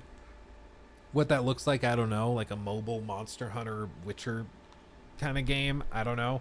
But I would fully expect in the next few years we get an announcement of something like this. It just makes too much sense. Like, they're big IP, people love them, people recognize them. Pretty easy. Yeah, Witcher Mobile, $5.99 for a Henry Cavill skin. Exactly. Raid Witcher Legends. I love that. So I fully expect them to do something like this, but we'll see. Keep an eye on it. Does it mean that like it's going to affect anything else? I don't think so. The good thing about this is that it doesn't affect the development of other projects and stuff. So if they're working on The Witcher 4, it doesn't really cause any issues if they outsource. Oh, excuse me. If they outsource this, you know. Hopefully it's not a gacha game. I agree. If it's a gacha game, I'll be upset about that because I just think those are unethical. Strengthen bond with Ine if to it's get like her quest. just Gwent I don't know where she rehashed, is. or if it's She's like never an at my actual mobile game longhouse. that's a video game itself, kind of like Assassin's Creed Jade, but it's The Witcher, then I'm better with that. But yeah, I agree. If it's a gacha game, that can go F itself. Okay. And I see you guys talking about this. Let's touch on this. 2/3 of CD Projekt Red.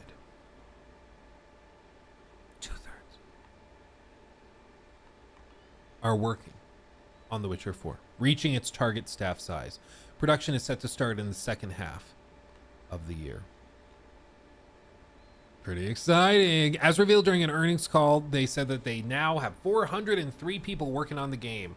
Joint CEO Michael Nowakowski explained that following the release of Cyberpunk 2077 Phantom Liberty, the number of staff working on that game has now dropped. Wow, that's the very first glider skin I got. Holy with shit. others being distributed Fucking to like other 40 projects. hours in. The Polaris team, on the other hand, has grown to 400 after 47 hours, I got my first reaching glider its skin. target size for entering the production phase. This is scheduled for the second half of the year. The team is now working on the I've already Witcher maxed his spin-off bomb. project Sirius, led by the Molasses Flood. Or the team Yeah, working get on the the fuck Witcher outta here. spin-off project Sirius, led by the Molasses Flood. Flood. I can't read today. Jesus, hasn't changed in size since CD Projekt Red's last update and remains at just under 40 staff. Back in January, CD Projekt joint CEO Adam Badowski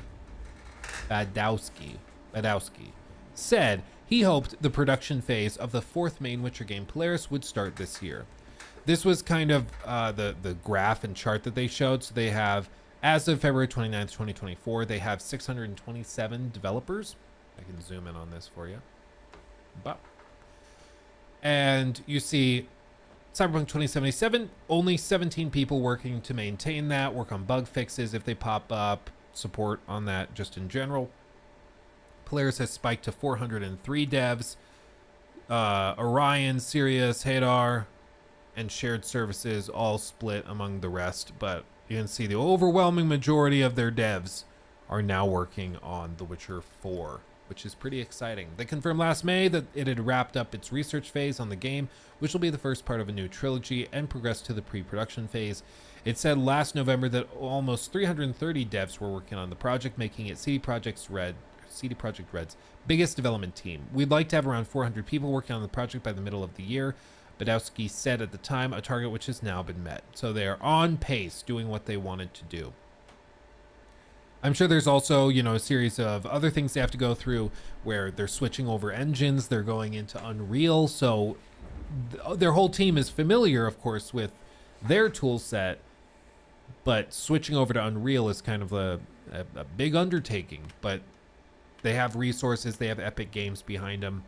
And that's the thing, that CD Projekt Red has been good at so far, is that they know how to leverage these relationships with big train at the dojo. corporate partners and technology partners in a way that's very useful for the end product. So, for example, they partnered up with NVIDIA for tons of the Cyberpunk 2077 updates, where it was all framed initially around this is the big whatever they called it, overdrive or psycho ray tracing update, and it's going to make all of that super viable. And then they have path reconstruction as basically a separate update, and they have all of these cool things to showcase NVIDIA bells and whistles and technology that they have. And they partnered with them on that all along the way. And with this, it seems like they're going to be doing something similar, where probably we're going to start to see The Witcher 4 referenced and shown off at the big Epic Games reveals of the next Unreal Engine updates. When we see the update for Unreal Engine 5.5, we'll probably see some little tidbit from CD Projekt Red, or probably not 5.5, probably 5.6 or 5.7. But I would fully expect that as part of the agreement of using Unreal Engine and having Epic engineers behind them, they've probably also agreed to have some marketing give and take with it, which I think is good. I mean, it's good for The Witcher 4 if it's framed as one of the most graphically and technologically impressive games of all time. And it's good for Epic because it makes their engine look all the more powerful and capable that this amazing looking game and amazing team is using their tool set. That says a lot about it. They're probably going to milk UE5 to the max. Can't wait to see it. Yeah, I think it says a lot that they had industry-leading tech connecting with Cyberpunk 2077 the Phantom Liberty, leaderboards probably, and they chose to drop it for sake of Unreal Engine 5. That should tell you how great they think Unreal Engine 5 is and the potential that they see with it. That was a terrible start. As somebody mentioned on stream the other day, that should also tell you how far behind something like the Creation Engine is. Bro, what are you doing? If you feel like the Creation Engine is significantly behind the Red Engine that they used for Cyberpunk, just remember that CD Projekt Red considered their engine behind what Unreal was capable of doing. So, Jesus fucking Christ. if everybody agrees the Creation This guy's Engine is nuts. behind the Red Engine, He's not even that and nuts. the guys He that fucking- made he the Red actually Engine kinda are like, sucks. oh yeah, we're way behind this other engine. Come on. How far behind is the Creation Engine behind Unreal? Like, it's Come on, bro. not even Come on. close. Not even close, you know? Yeah, it's wild. I mean, they will probably have full the fuck support is from wrong both with me, Epic man? and Nvidia. It could be insane. Yeah, I fully expect that it to be attack. absolutely outrageous. Yeah. What kind of keyboards do you have? These are Keychron Q6s. So Keychron. How the fuck do you parry Q that? God as in damn. What the fuck? No, that's... Oh, yeah. I guess it's not the same sound, but quesadilla. And then 6. For a second, my brain was like, no, quesadilla starts with a G. And I was like, quesadilla? Like, that's not right. God damn. Oh, man. When will we see viable AI-generated engine? AI-generated engine? I don't think you'll ever have an AI-generated engine. I think you're already seeing AI assets and tools being used in game development. But All right. as for, like, if you mean, like, NPCs being controlled by smarter AI or LLMs or something, I think you probably see that in... it's kind of hard to say. I'd probably start a next generation. Kind of be my guess. What the fuck? Oh, interesting.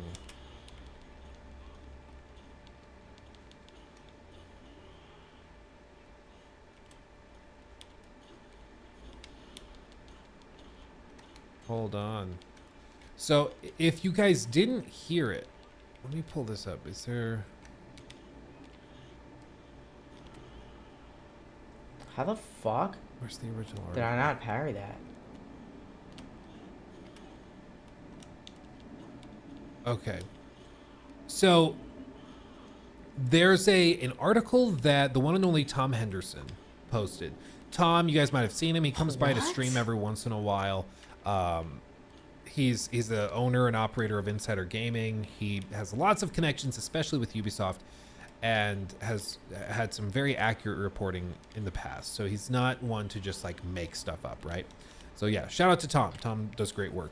He posted this article where he broke down X-Defiant's toxic work culture, crunch, and years of delays, and basically goes think I'm through the gonna go for entire master dev rank on all of process them. and explains get how them, though. dysfunctional the whole thing is. And it's crazy. I mean, the whole thing is I crazy. could probably get him on master. They've missed dozens of master internal rank on. milestones and deadlines the past couple of years, and although Ruben's latest comments on X-Defiant missing its latest release date due to is netcode that are accurate, parryable? it's not a simple case of one and done issue that has plagued the game for years. As Insider Gamer has reported, X-Defiant's shortcomings stem from several executives and directors on the project. They are internally referred to as the Boys Club by a large majority of the team. At first, the Boys Club was the name given to a select few individuals who caused consistent problems for the game's development, and the term was collectively agreed upon by some members of the team to feel a sense of camaraderie. But a couple of years later, that group grew God, to the a parry dozen timing or is so both tight. male What the and fuck? female individuals, and its term has evolved into something much more bitter in the studio.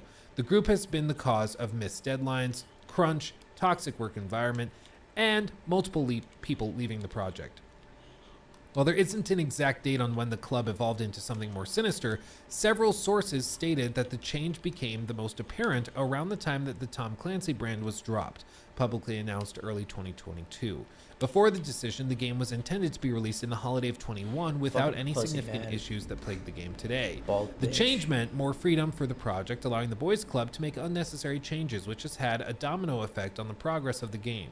Despite the warnings from the I'll team, try it's one currently more added time. over I think 2 I can years get to the 'em. game's development cycle. Eventually, things got so bad that X-Defiant's toxic work culture, crunch, and internal problems became so prevalent that knowledge of the Boys Club even spread to other studios at Ubisoft.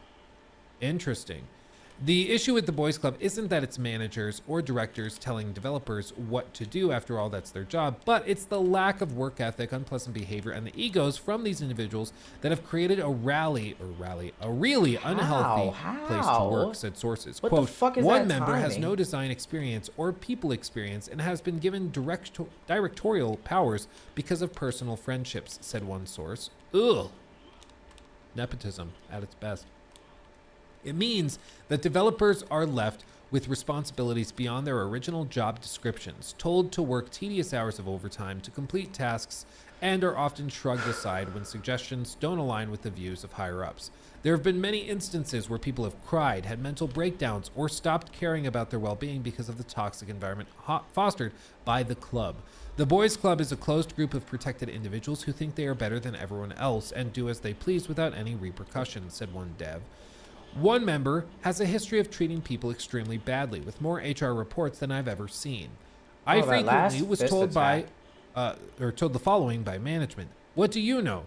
You have never shipped a game before. If you want to make it to where I'm at, then you need to do XYZ thing, said former developer who has since left Ubisoft altogether because of how they were treated. I have heard it's pretty bad over there, but it's bad everywhere at Ubisoft, to be honest, said another developer working at another studio. The netcode issues. As of late 2023, XDefiant's team has been facing a huge hurdle with the game's netcode. As Mark Rubin had already outlined, the game had significant issues and needed fixing. Ironically, though, this has been a known issue for years to people working on the project, and could have been avoided if leadership had listened to the rest of the team. But as the suggestions didn't come from within their bubble, or should we say, the club, the advice was ignored.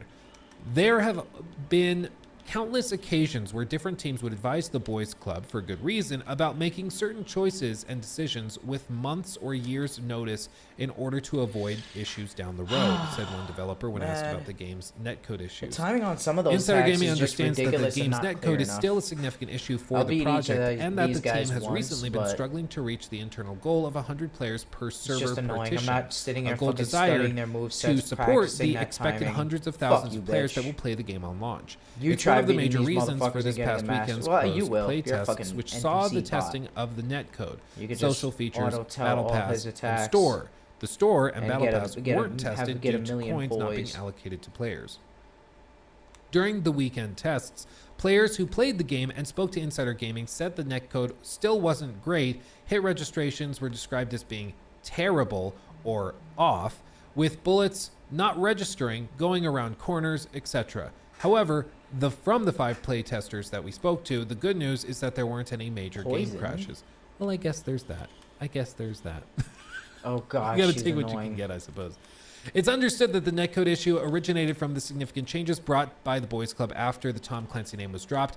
The simple case of just dropping She's the name using based on poison, fan and I feedback can't resulted in a switch to frenzy to add anything new else? factions, maps, and other features that Get needed the to be built fuck from outta scratch. here, bitch. Internal feedback was ignored, and corners What? were cut by reusing assets, resulting in huge technical issues that could have been avoided. You fucking bring down avoided. my medicine Mark Rubin pills has and said she that he will can update the apply game's status in toxic- coming weeks, No, but no way. Insider Gaming understands Fuck that the you, game is man. currently undergoing as many internal playtests as Fuck possible. you.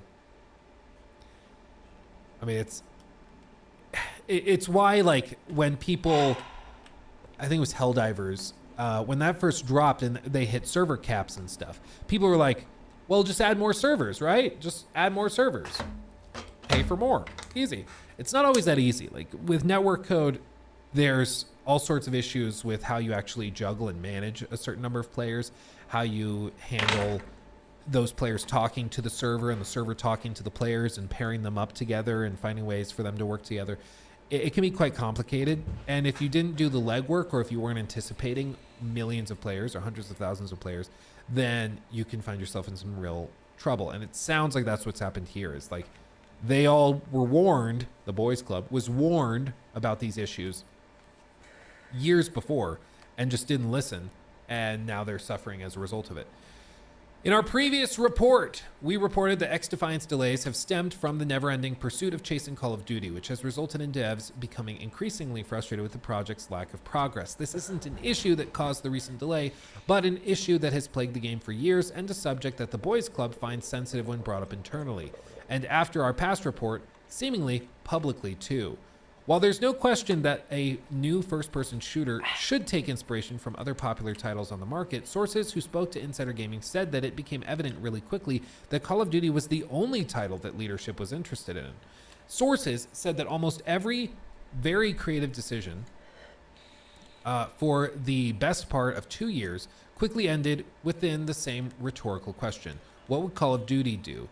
As Mark Rubin said in his response to our original report, quote, "The game remains the same that you played already, which we have strived to make as fun as possible, and we feel confident about this. Insider Gaming understands that this is true. There haven't been any significant changes to the game since its last public playtest, and almost all of the additional features have been delayed in order to be implemented into the game's seasons because of constant project pushbacks. This includes any form of true progression or challenges, including prestiging and weapons challenges and other features that have been discussed, such as kill cams, kill streaks, theater mode, a competitive mode, private matches, and more." Let's see. Speaking on the Boys Club and its pursuit of COD, one source said, quote, "They will nitpick the feature to their liking, similar to COD, and tell the design and production teams to come back later once they have made the appropriate changes. Even once the team makes those changes, the Boys Club will come up with something else, and the process will repeat again for months, all resulting in either the feature finally being implemented into the game or being cut entirely." Another source said the constant changing of approved features and adding new features that don't really affect the game has pushed us back significantly, probably a year or so at this point. That's a lot. That's a lot. So where are they now? Well, as outlined in our previous report, XDefiant is not currently canceled following the insanely popular open playtest. Ubisoft has some expectations that the game could be the free-to-play hit that they've been looking for a number of years. That's why the internal goal right now is to get the game out the door, but it's unclear how long it will take to fix the game's current issues. We'll have to wait on Mark Rubin's update for that one. Little sassy, I love it. Internally, some developers believe that seasonal content targets will almost certainly be missed due to ongoing issues, lack of resources unless the game is a stellar hit, and just staff wanting the XD saga to be over so they can move on to other projects. At this time of writing, there's no release date set for XDefiant, and Insider Gaming understands that the past generation console versions for the PS4 and Xbox One have also been canceled. Unfortunately, XDefiant's story is a common one within the industry, but it should be talked about, reported on, and taken seriously. Yeah, quote, "It's clear that the video game industry is not in a good place right now, but something has to be done. Whether it's the unionization of workers or something else, something has to be done for contractors and workers in the video game industry. For the longest time, I was told, quote, that's just how the industry is, but I refuse to believe that meaningful change can't happen one day.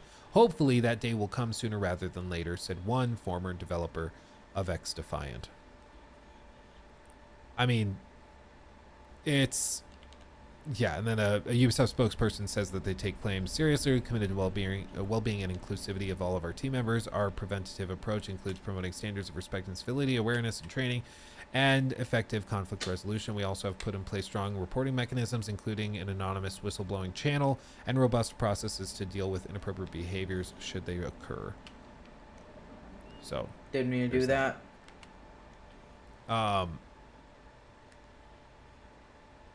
Yeah, this is interesting. So who knows?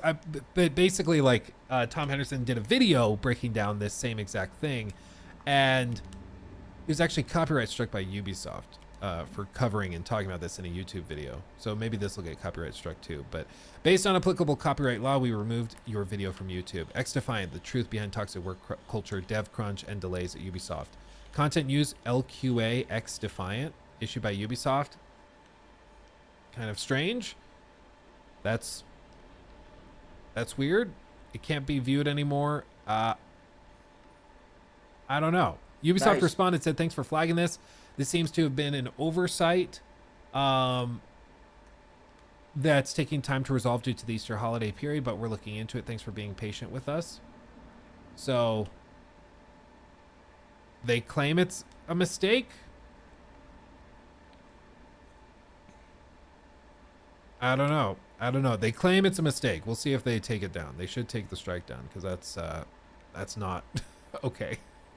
Shouldn't do that. I mean, I don't think anybody's that shocked that there's development issues. It just seems like at Ubisoft, there's a consistent issue with this sort of boys club mentality where there are a group of people that find their way at the top. And I don't know why they are having such particular issues with it. It's crazy. Whoopsies, we're sorry. Right as your video launches, we're going to copyright strike it. And then, yeah, we'll get around to fixing it at the end of the holiday next week. If a video has issues in the first hour, the video can be dead on arrival. Like just a single hour can make a difference. So like, yeah, a whole weekend, forget about it. Forget about it. Forget about it.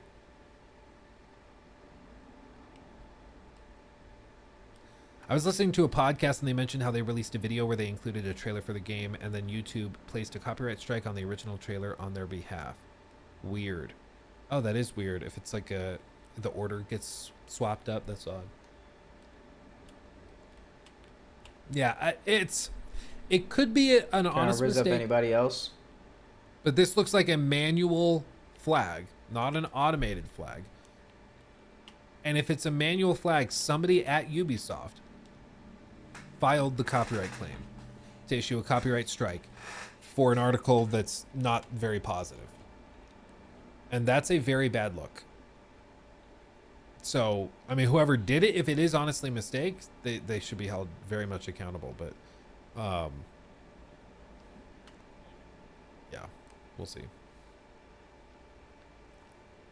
This was also interesting. This is in the same vein as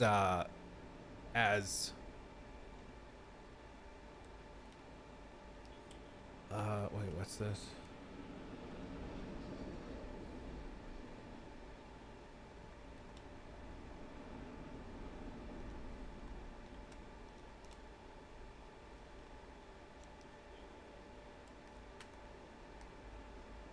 I don't see. Hold on. Forbes.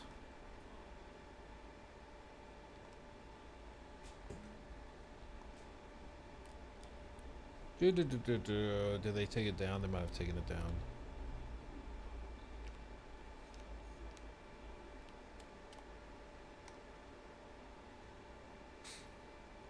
Yeah, I think they took it down. Okay.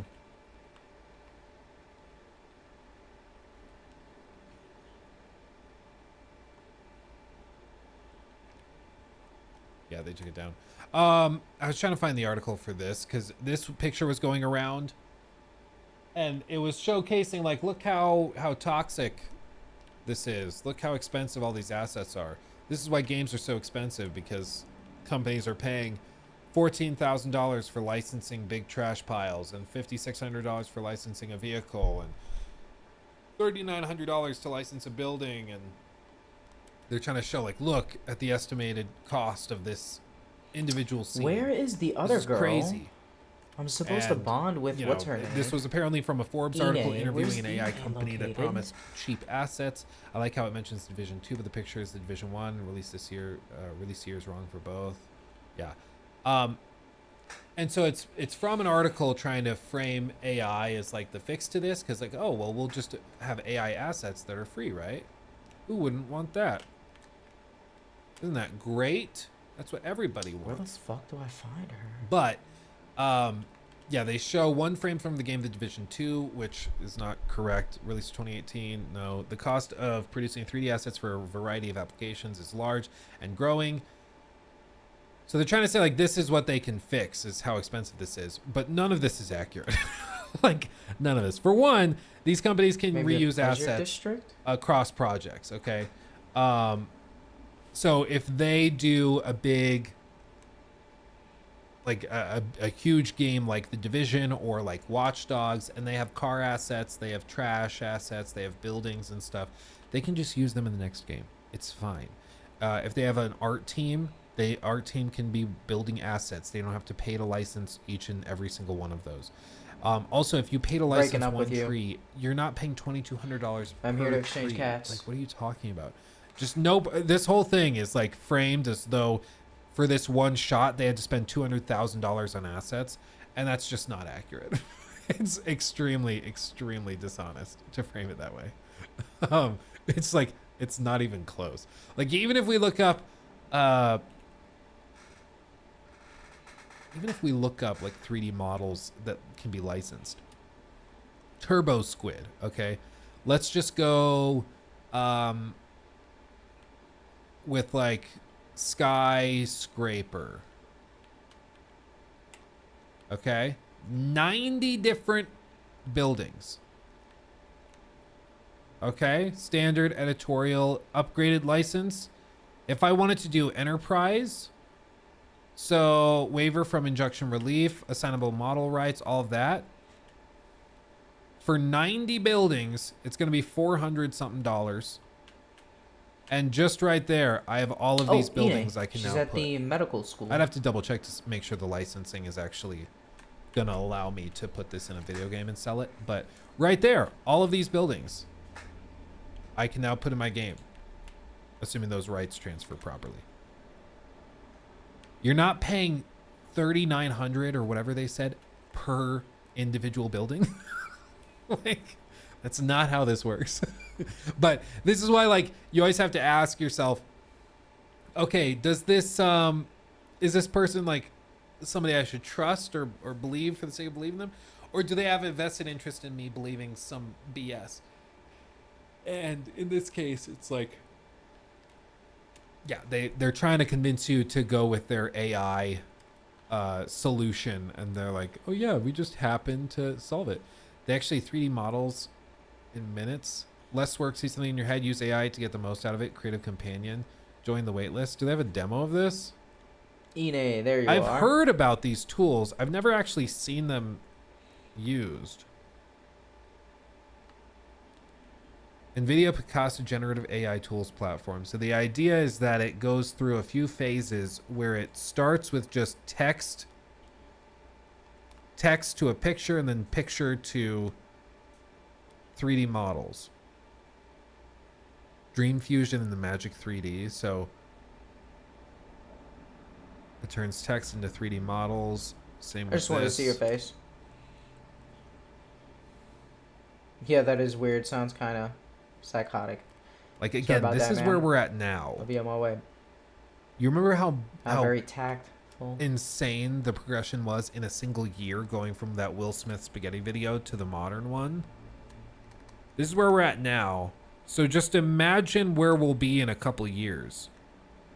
Like, you'll be able to just be like, hey, I need a 3D model of a Minotaur that's got a bunny tail. and it will just do it. Shit. It's crazy. Damn it. It's just absolutely crazy. But this is why executives are so giddy about this. Because with this one tool, if it gets good enough, you could just single-handedly get rid of like your whole art department. Like, or keep a very small team in your art department purely for like character modeling and stuff. That's why executives get giddy over this stuff. Like, ooh, we could lay people off. Yes, please.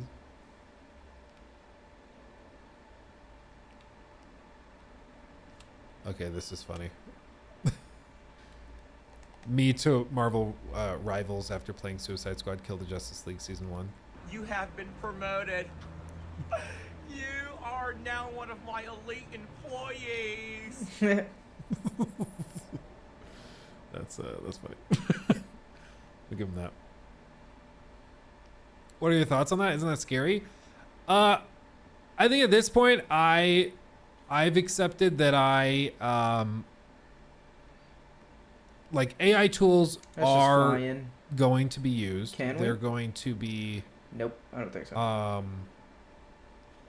They're only going to get better and better and better and better. So, like, you can fight it. We could be like, okay, let's ban all AI tools. Guess who's not going to ban AI tools? Everybody else. Like, you are going to be the one group that's not doing that. Oh. And you'll suffer as a result. Isn't there a fucking banner here? About it. So I think we should learn to work with those tools not against them, not fight Shit's all against the way them, out here because without it's a a fight banner. that will be lost. Like, you will not be competitive if you try to fight the AI tool thing. So you got to find a way to Travel to Kyoto. work with it and use it as a tool instead of But just like, you know, getting upset about it. Because I see a lot of people that are like, oh, well, it should just be banned. Like, I you mean, should is just that it? ban Am I all done AI here? tools and stuff. And I just don't see how I that's haven't an finished actual my solution bond with that Ine yet. does anything. It's like, okay, congratulations, you just banned AI tools. Guess what every major company is going Go to to do my now? longhouse. Whether it's Ubisoft, whether it's Activision, whether it's CDPR, like any international company, they'll just go to a country where it's not banned and use the tools there. Okay, well, we'll ban the sale of all games that use AI art or AI tools in them. Okay. Completed So, like, all Steam bond is now banning missions. that. Looks like Epic Games is about to get a whole lot of copies of games. You know, things just... Yeah, I don't think There I will did all of always them. be a competitive It's advantage gonna be to hard be to had get. when you start to ban stuff, and they're just going to I go gotta over go to where back the in the story advantage for is all that. appreciated. And so rather than fighting tooth and nail to prevent it, which you're just never going to do, like, it's pretty clear the tools are so crazy impressive and useful, they're going to be used. It's just a matter of how you work with them. So I would rather find ways to make sure that they are generated in Ine. ethical ways, to make sure that Very artists well. whose work is used to train AI models are compensated for that. I want to make sure that there are ways to disclose when things have been AI generated, especially like videos and stuff. That's very, very important. There probably needs to be an entirely new, like, encrypted video format for AI generated video so that you cannot deceive people and get rid of like watermarks and stuff on those videos. There's got to be something to be done there, because if you think it's bad now, like, just imagine when the deep fakes and stuff get even crazier and there is a totally indistinguishable video of a politician or an actor or actress or some sort of celebrity doing something horrible or doing something illegal. Like, you won't be able to tell it's fake other than the person saying, no, that's fake, that's not me. You won't be able to tell. Like, there's already been cases of influencers who have had, I forget what they call it, but it's like the AI AI nude thing where they'll take AI tools and put a celebrity's face or an influencer's face onto some pornography and make it look like it's that person in the video when it's not. Ine, I got another gift Like, people for are you. already doing this stuff. So just wait until they start doing it for like major politicians or the royal family or whatever else. It'll be very difficult to tell what's true or what's not. Fuck. And it is far above my I pay actually grade have to to know wait how to in deal game with that. time. I'll just be honest. What the fuck? Way above my pay grade. I will not pretend to be equipped to It's- handle What? that or know what to do with it.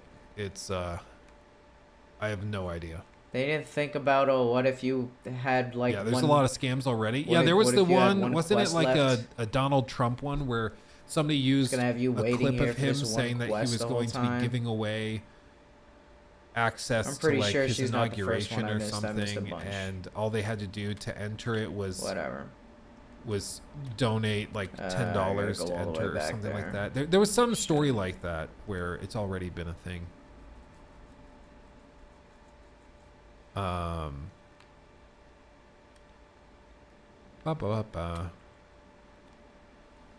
Okay. There's a ton of AI Mr. Beasts giving out money. Yeah, and it's all just like 10-year-olds that are falling for it, which is what's really particularly gross. You know, it's like there's a lot of people who have absolutely no, like, no consideration or care for other people. It's wild. Oh,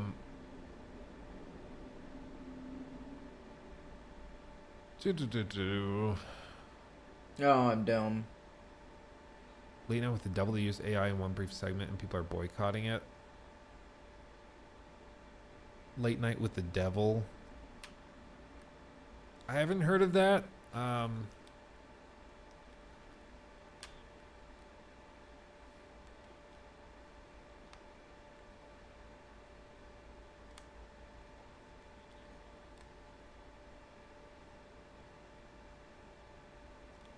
Let's see, where's the AI use though? They explain using AI art in film. They say experimental with 3 images only. After some horror film fans took to X to express disappointment that the upcoming IFC films feature Late Night with the Devil includes AI generated art, the directors have clarified how the technology was used.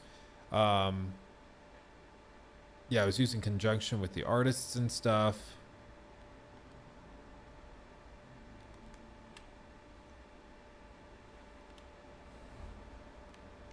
Okay.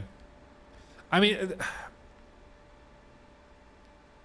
I'm just so generally burnt out on boycotts at this point. I'm like, I just think like life's too short for us to boycott every little bitty thing that we might not personally like, but whatever. If you don't want to go see the movie because of it, okay.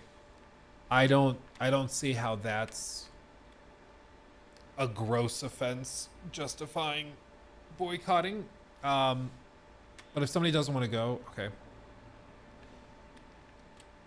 Okay, don't go see the movie. Yeah, like, don't go see the movie then. I don't think the average person cares, honestly. And whether they should or not is a separate issue. But I from what I can tell, I can't tell at all. Like, you look at anybody's, like, grandma or even parents' Facebook pages, they're all filled with AI art. They're all filled with AI crap. They can't tell the difference. And even when you explain it to them, like, no, a machine made that. That's not a real picture.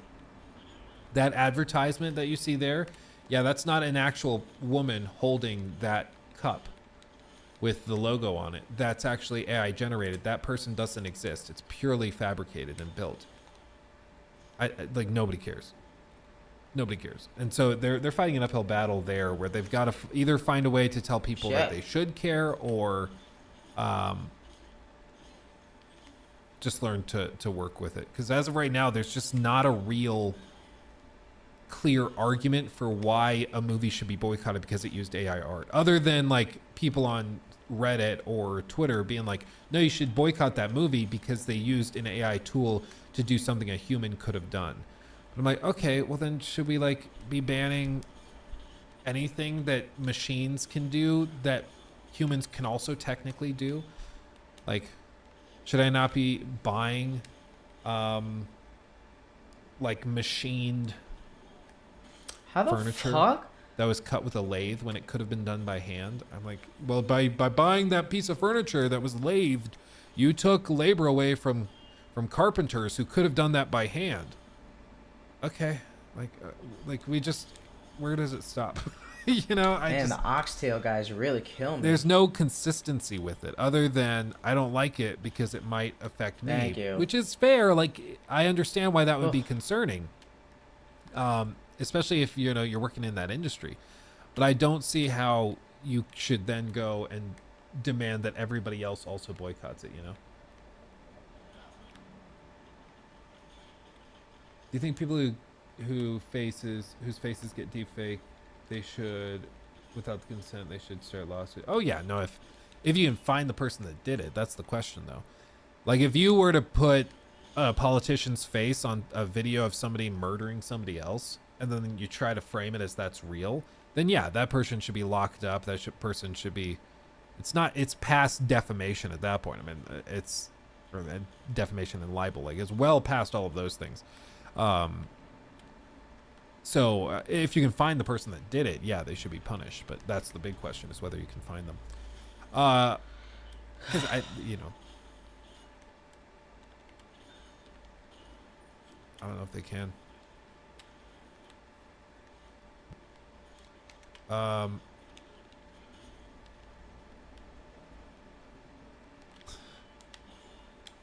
Okay. Is it only a boycott if you try to convince others to not buy something? If you only decide for yourself, should it count or shouldn't count as a boycott? Well, what is the actual definition? Boycott definition. Withdraw from commercial or social relations with a country, organization, or person as punishment or protest. Man, or I a punitive fucking ban hate that that. forbids Why the fuck do they relationships keep with doing that in action? certain groups, Fucking melee cooperation combat with the games. policy, or the Fucking handling of putting ranged goods, enemies a boycott of negotiations, for outside example. behind the melee So it guys. can be done by an individual And or that's a like group. part of the difficulty challenge. It's so So, fucking like, I annoying. could Just add boycott- another melee. Just add another fucking type of melee enemy. Fuck it. Jesus Christ. I could boycott Red Bull because I think putting blue cans into the public is disgraceful and satanic. I could do that myself. This bitch turned it But- all the way around. Still stupid. I don't know where I was going with that. Who the fuck is that throwing To be honest, shit most boycotts now? are based on Jesus false fucking information. Christ. Well, it's usually conflicting Stop shooting! motivations. Stop it! That's the big thing. Like, Fuck! it's one thing to want to boycott AI, like an AI. What did he fucking shoot me with a fire film bullet? that Why am I used on AI. fire? If, say, the tool was trained in an unethical way, where it was trained off of artists' work that they didn't consent to putting up for the training algorithm. That's fair. Like, I think that's fair to be upset about. That's an unethical use. It's not attributing it. Yeah. But then you can immediately get over that because some of these new AI tools and videos and stuff, or algorithms and stuff, are being trained on, say, like the Getty Images library. So they have the full rights to every image on their platform.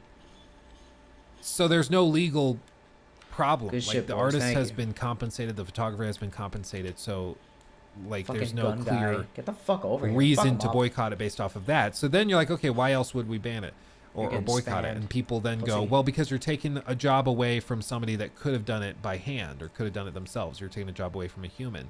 And the problem with that is that that's How do been we- true of pretty much Oh, every I thought we can technological go and fight them. advancement They're in just human history. decoration. Like, every single one. Even like calculators on your phones, or they used to be like dedicated devices. Those took jobs away from people. They Oh were my called fucking God, there's calculators. arrow guys And everywhere all they in would this do map. is their job was to calculate things. They would go to work in a big old building, have little slide rulers and multiplication tables, and they would just calculate stuff all day to do the math for engineers and stuff. Because you wouldn't need to do it. There used to be an entire industry of people who all they would do is, like, they would run the stables in big cities, because when you would ride your horse to New York City, you would have to have a stable to keep your horse in. And then there was a whole industry of people that had to clean up the horse crap off of the roads. And then there was a whole industry of people that had to also provide and bring in food for the horses that would come in as part of the transportation of the city. There were all of these cascading things that you needed to do. You needed to have people that would, Hey, boys. you know, were basically blacksmiths and would put horseshoes on the feet of the hooves of the Fucking horses. Baldo There's a here. whole, like, multiple industries tied to horses and transportation. And then cars came around, and in the span of like 10, 20 years, all of those industries There's a implode fucking and go arrow guy away. here. Come on, pussy. Should cars have been banned because they were going to put all of those people out of work? You know, because that's basically what's being discussed right now. It's like AI tools are going to put a lot of people out of work. Yes. Yes, they will. Most major technological advancements do. Does that mean that you should stick your head in the sand and ban them and not let the technological advancement happen? Like, I don't see how that makes sense. Oh, this is the full video of the Joker. Damn. Yes, ban cars. They stopped my bike business. Yeah. It's just whenever you have when I have somebody tell me like they want me to boycott something or a game or whatever else, I'm like, okay, what is the standard? Why are we boycotting it? And then let's test it and see if it's consistent. If it's something that's consistent and we can apply it to everything and that makes sense, okay. Like if you are an individual that's like, oh, I think I should effectively boycott eating beef or mammals or whatever. Like, okay. If you have a consistent ethical, ideology that backs that up, and you're consistent, and sure enough, you don't eat any beef or mammals or whatever, and you just are very consistent, you're just pescatarian, whatever, okay, I can respect it. I can understand that, and I'll take you seriously because you're being consistent. But when Bro, you're you trying to came get out me to here with boycott fists. something, and then immediately there's a hypocritical thing where it's like, A yeah, gun? but I don't do Bro, it here. I ban you like cannot a be boycott fucking serious. Dragon's Get your Dogma for asshole having down here. microtransactions in the single player game. or DLC day Fucking one. boss first came and player started game. manning But I'm not the going to fucking- boycott Resident Evil 4 remake the because I really fucking like chain Resident Evil 4 gun. remake. But I'm going to boycott Dragon's Dogma 2, a game I'm less excited about. Like, you can start to see a lot of holes get poked in it, you know. Sean, shout out to Sean. Thank you, my friend. I'm just about to fire up Dragon's Dogma 2 on the Legion Go. This could be scary biscuits. What's up, Luke and everyone? What have I missed? Any MS Paint yet? A couple MS Paints. Yeah, I had to tell the story again of that guy that would park on my, well, a nearby street with his crane in my old neighborhood, blocking all the traffic. But I think that's the only thing we did with MS Paint today. Thank you for the super chat, my friend. Hope you're well. Hope you're well. Yeah, Hogwarts Legacy flashbacks. Yeah, and that whole thing was just. I don't think anybody that was boycotting it was ever gonna play it. Like, I don't think the people that were boycotting it were made up a significant amount of like actual big gamers. There were gamers that boycotted it, but I think the vast majority of those people that were the most vitriolic were not like actual gamers. Oh yeah, you missed a dead guy in a bathtub. That's true. Yeah, that's true. Okay, let's see the Joker. This is the cutscene you grind for hours and hours and hours to get. You go. They're all dead. What a tragedy. What a heartbreaker. The sprays of blood, the smell of singed hair, the viscera. Oh, the viscera. I'd definitely do it differently this time around. Cleaner.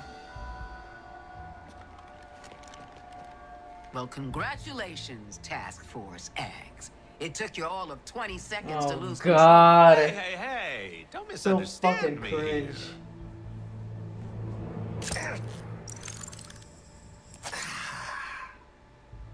I killed my team because I truly cared about them. And even though I've only just gotten to know you guys, I care about you that much too.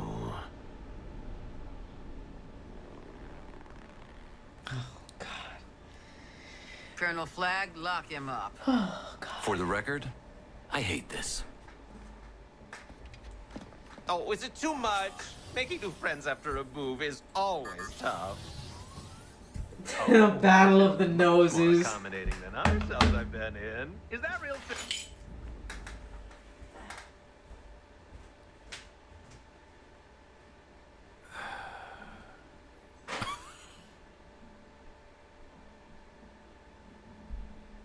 Okay. I'm glad I didn't grind so much for that. I'm glad I didn't grind for all that. Because basically, like, you go through all of this stuff, and I mean, what are the new cutscenes? Hold on. Joker Season 1 cutscenes. All the cutscenes are 13 minutes total. This is the cartoon that plays when you launch the game for the first time. And the dialogue, it's not even the base dialogue. And then the fight against Brainiac.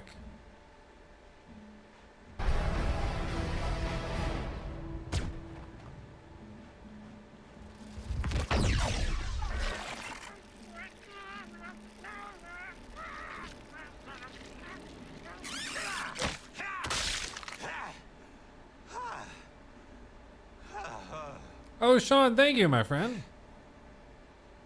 Wait, at least buy me dinner first.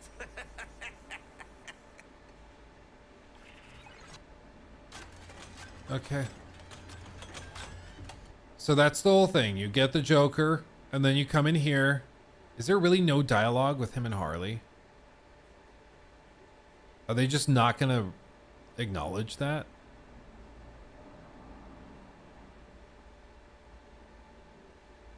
Really? What? Don't blow this for us, man.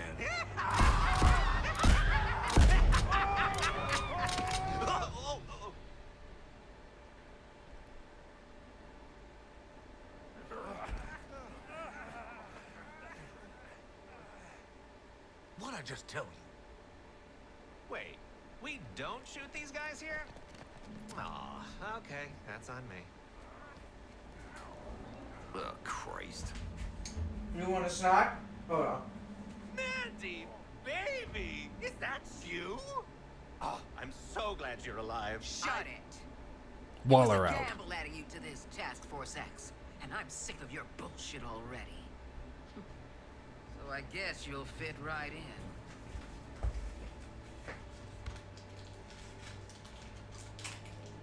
Keep him in line.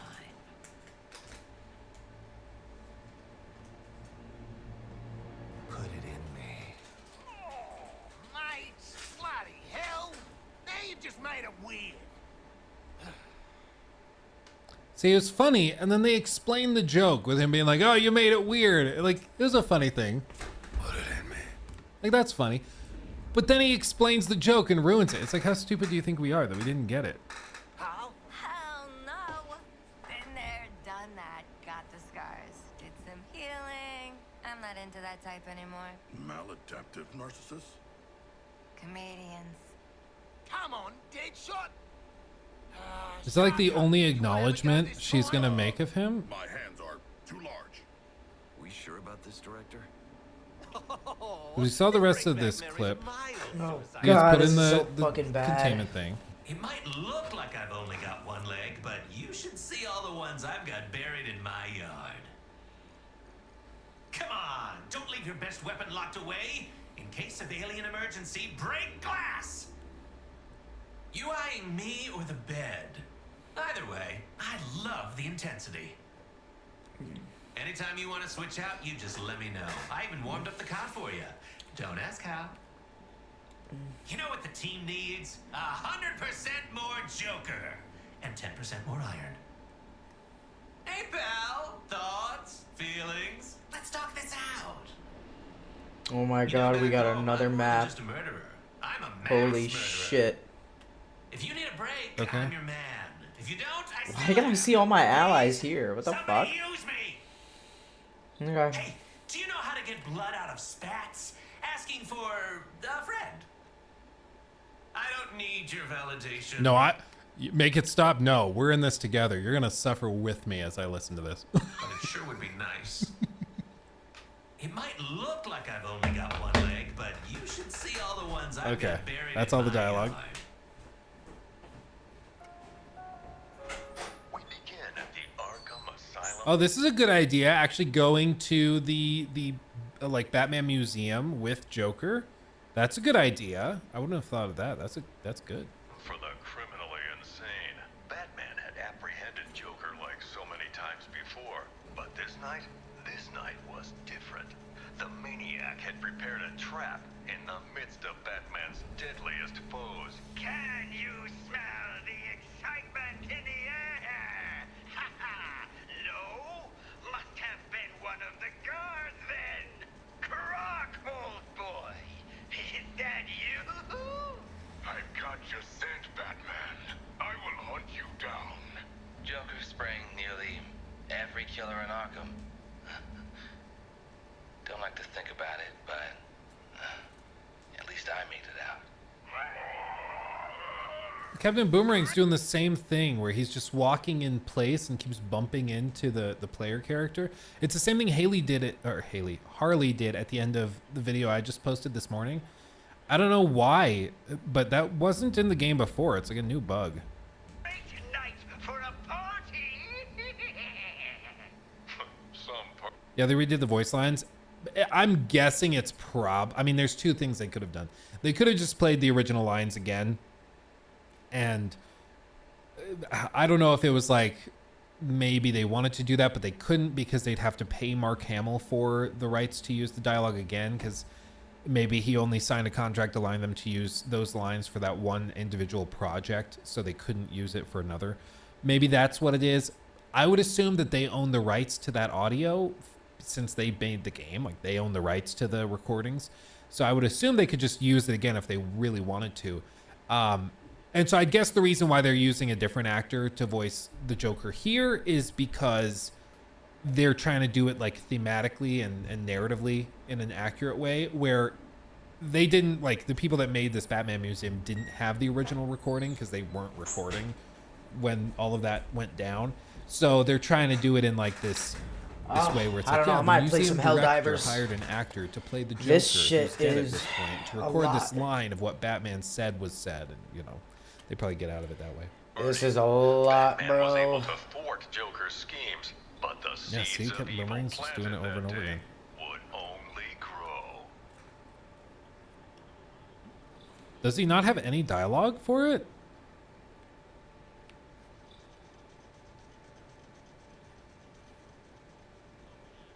Funny thing is, we didn't even have an Arkham Oh, he does. Asylum. We had to make do with Barkham Asylum, and it was only for dogs. Bad dogs.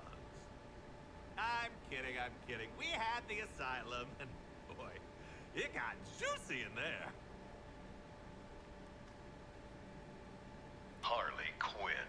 Once a promising young psychiatrist, she returned to the asylum to terrorize it. Yeah, Harley's as doing it too. Joker's sidekick.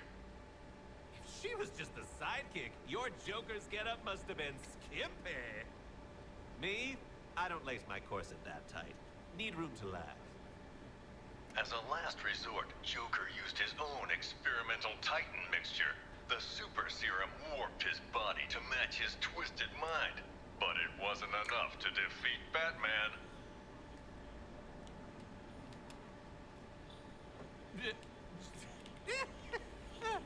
Just to be clear, they turned Gotham's low-income neighborhoods into a privately owned prison state. And it didn't work. Well, there goes my pitch for mayor. Batman and Joker's rivalry finally ended in Arkham City. I don't doubt Batman would have saved the Maniac if he could, but the Titan poison ensured this was Joker's last laugh. Wow. This is very existential for me. I always wondered what I'd look like dead. Answer? Waxy. My Batman never helped. Okay, that was funny. That go. Answer? Waxy. That one got me. I'll give him that. Well done. Be like that. Maybe I went overboard on the chloroform. Bruce Wayne's apparent death sent shockwaves. Good shit. It seemed Both got him with the critical. impossible. Batman's legacy would live on in many ways, including persistent underworld rumors of an even more fearsome vigilante. Everyone dead. Bat, terror of Gotham's criminals. What up, bitch? But let me ask you, would the events you've witnessed not drive any man to a place of darkness? These guys are kind of tough. Okay, big boy. God, this fucking tiny fucking fighting arena. Why? Why? The same shit as Wolong. Fucking open world. Why the fuck is everyone so tiny? Man, but he went with Bat. And that's a choice. That's a choice. This whole thing is a choice. Yeah. Jesus fucking Christ. Several years after faking his death, Bruce Wayne finally returned, drawn back to the light by the metahuman superheroes from Metropolis. They That was asked Batman fast. to join the Justice League. He accepted. And so, the story of Bruce Wayne, the Batman, continues. Far from the mean streets of the city that made him. How the I'm fuck? Jack Ryder. Thanks for How, taking this journey with what? me. Wow, they're just like us. I'd blow them right up if I could. Wait, that's it? No more backstory? No more jingles? Tell me there's a gift shop. I want a fresh penny. That's all of it. So it's literally one cutscene. Technically, He I does guess so two much if you count this. damage. But there's this cutscene, and then it's just dialogue that plays as you walk around.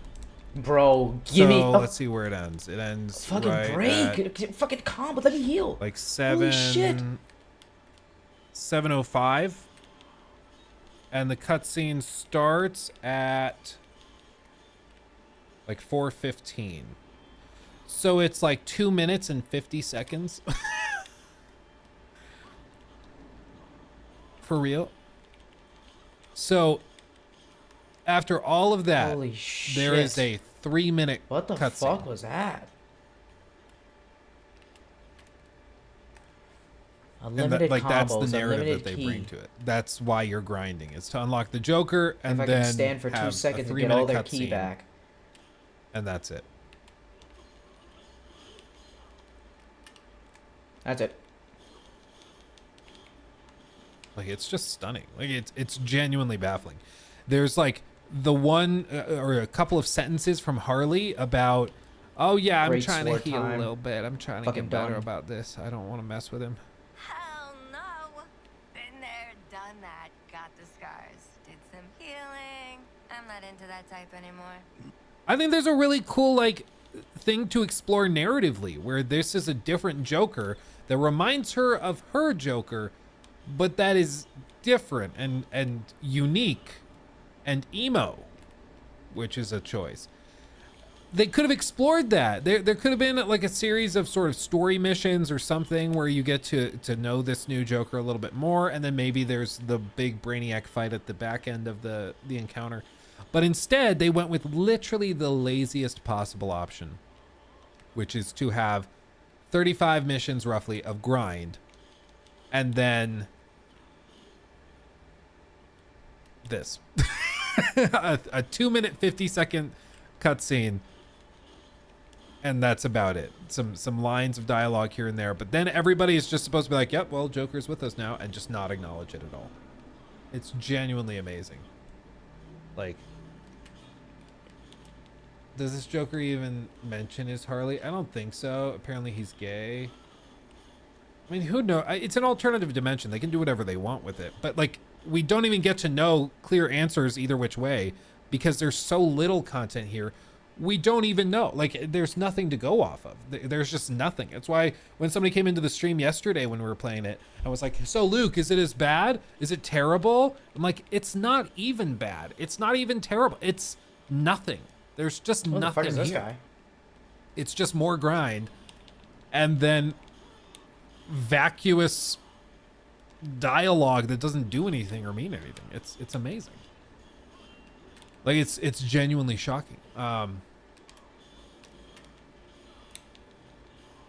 stop dash attacking. Still blame Sweet Baby Inc. for the writing. I mean, we don't know where their help started and stopped. So, I mean, we know that I think they said they worked on the banter specifically. Oh, so I think that they worked on probably some of this dialogue. It's pretty bad. It's pretty bad. Come on, bitch. Fuck. Yeah, You did so much damage. I don't know. At the end of the day, Rocksteady's still responsible. Like, it still lands on them.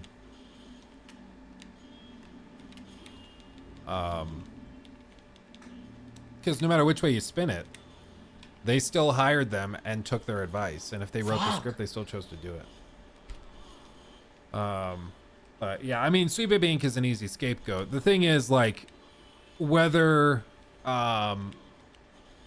they did write that dialogue or not, it doesn't really matter because Rocksteady still put it in the game. They could have taken that dialogue that was written and then just been like, okay, this is terrible. No, we're going to hire somebody else to write this. But they didn't. Of course, Even the if grab Sweet move. Baby Inc. wrote that, they Always looked at it gotta have and a said, grab move. oh, that's awesome. Okay. And went with it. So either way, Rocksteady still is to blame at the end of it. You know, like, if Sweet Baby Inc. is an incompetent mechanic. Holy shit. Good job, guys. That when every time they touch a car, Yo, they I'm break fucking it. insane. Right? You They can basically blame soloed them for that breaking other the car, guy. right? But if, like, you took your car to a dealer and they had hired this terrible mechanic to do work for them, if you went to that dealership to have your car fixed and they, you know, you get your car back and it's totally broken and you're looking at it, you're like, what the hell happened? They're like, well, we hired this guy that does terrible work and breaks every car he touches. And we had him fix your car, and it's, gee, it's just the darndest thing that it didn't work again. Like, everybody would be like, what are you talking about? This is insane. How did you let this happen? But, you know, I understand people want to go after they want to go after Sweet Baby Inc. for Even all the this mission. stuff. But What the fuck? again, the blame still lands with Rocksteady at the end of the day.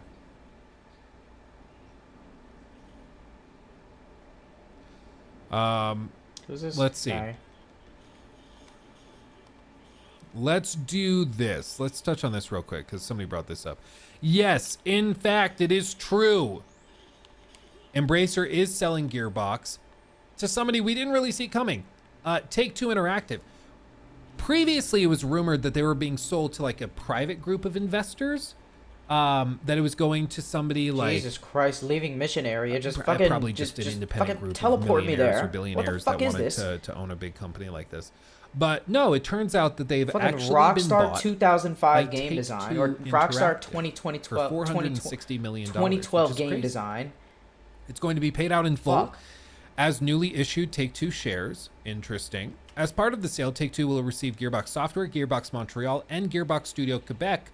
From a game this guy? I standpoint, saw the you. games or the company will receive rights to the Borderlands and Tiny Tina's Wonderlands franchises, along with Risk of Rain, Brothers in Arms, Duke Nukem, God, he's fast. and Homeworld.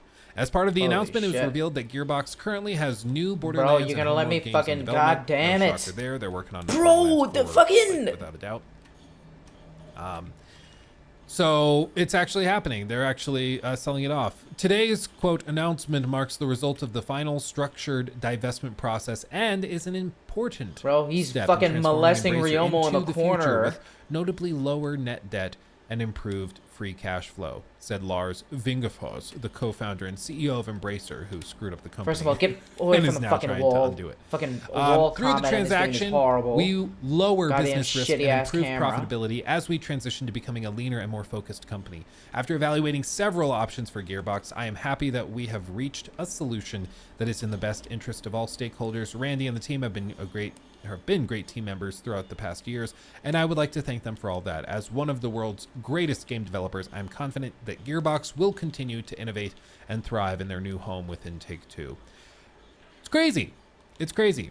I didn't even realize what the Strauss fuck Zelnick, the was chairman and happening. CEO of Did he Take-Two, grab said, me? quote, Was I "Our free? acquisition of Gearbox is an exciting moment for Take-Two and will strengthen our industry-leading creative talent and portfolio of owned intellectual property, including the iconic Borderlands franchise." Interesting.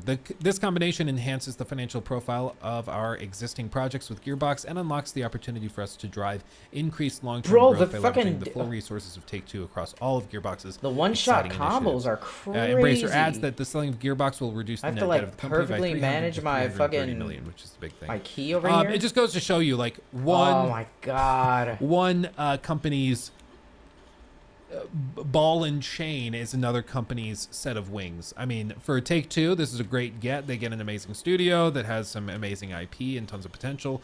Fucking And gangbang him in Embracer the gets corner. out of a ton of debt that they were in, and now they're able to kind of hopefully spend money on not laying off everybody. So it seems like a win-win for everybody. He drains It your seems like stamina the so core groups fast. Maybe I within should've just used Gearbox the are not really sword. affected, and everything's just gonna kind of continue to operate as normal. Can't but use now the under great sword Take-Two against helm, which is bosses. It's crazy. better against smaller enemies. So it makes sense. It makes sense. Yeah, we lower business risk, improve profitability. I think it's about as good a result as we could have asked for. Honestly, like, if it was going to go to a private seller, there's no accountability. You don't really know who they are, or a private buyer. So I think that's good that it's now with a company that can be held accountable. And furthermore, they seem to be pretty excited to let Gearbox just continue doing what they've been doing. And I think anybody that could have bought them, Take-Two's probably one of the best. So I'm okay with it. Eagerly waiting to see how Borderlands dies for a third time in a row. I mean, we'll see what this fourth game is like. They're working on it pretty hard apparently, but we'll see. Is Borderlands 3 worth it? It's not amazing, but I think it's fine. It's a good enough time, you know.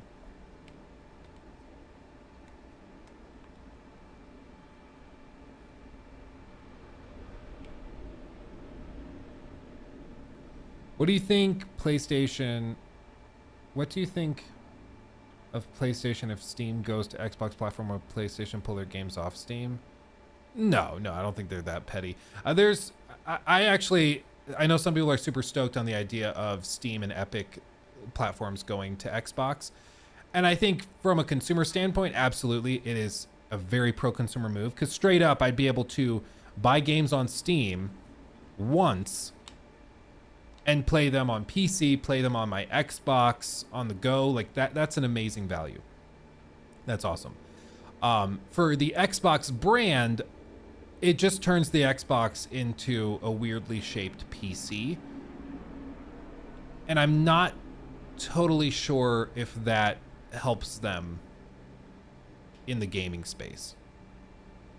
Because a lot of people and gamers are buying the Xbox because it's more streamlined and it's a lot easier to use than a PC for gaming.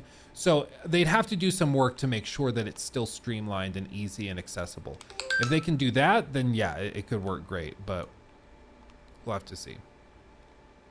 I know the rumors about Phil opening up the platform and trying to find other ways to open up the platform, that could mean any number of things, but we'll just have to see. The thing, though, then there's no point of buying a PlayStation.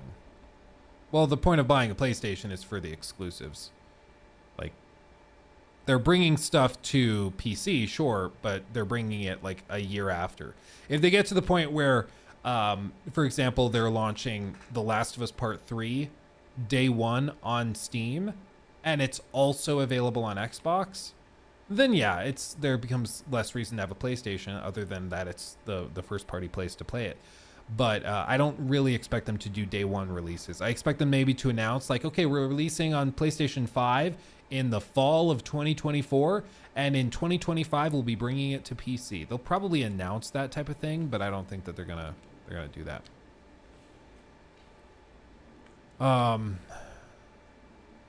So.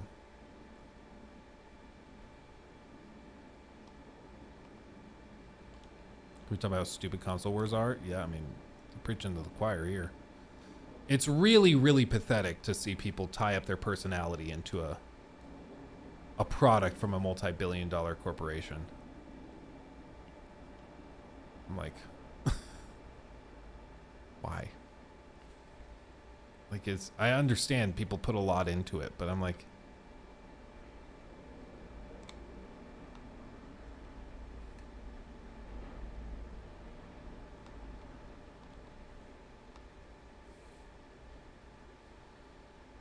like, it's okay if you like your platform, that's fine, but yeah.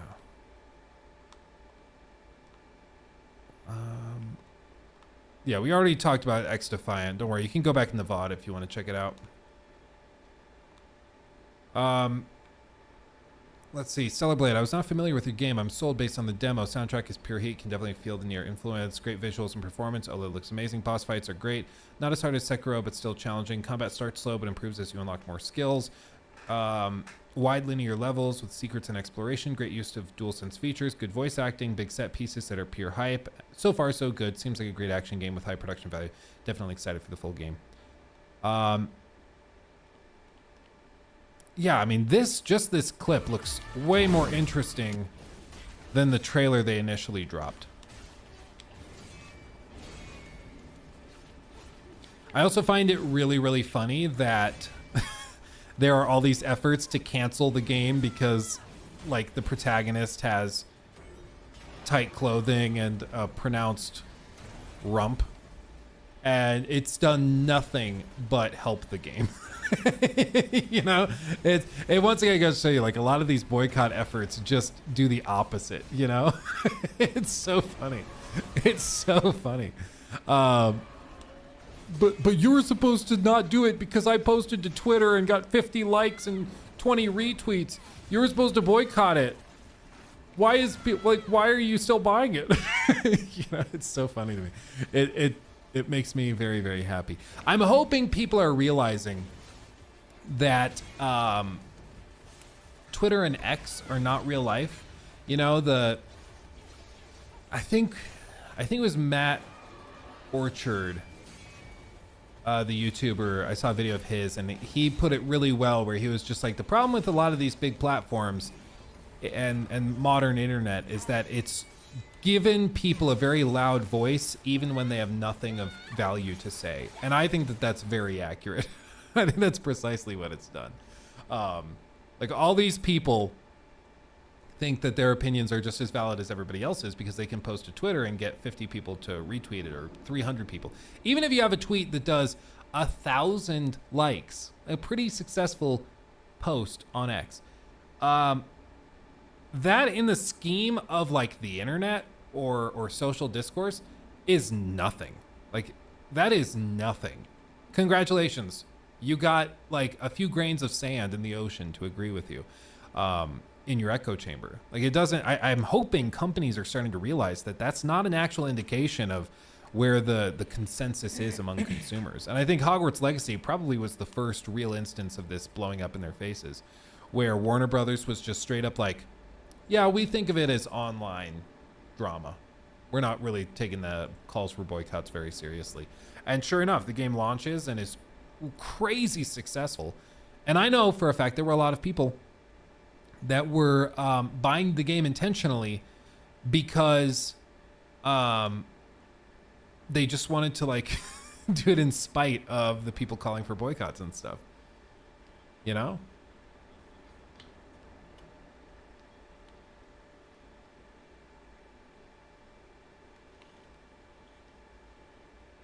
Because Twitter was heavily censored, therefore only a very small minority had a voice, so they thought it was the majority. Yeah, I think there's something to be said there. Like, it was a managed echo chamber for a long time, and once it lifted and became more open, people just started losing their minds.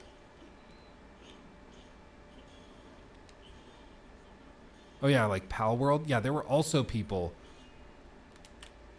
Yeah, there were also people that were calling for Pal World to get boycotted as well. The thing with Pal World was, it was like, yeah, it's obviously very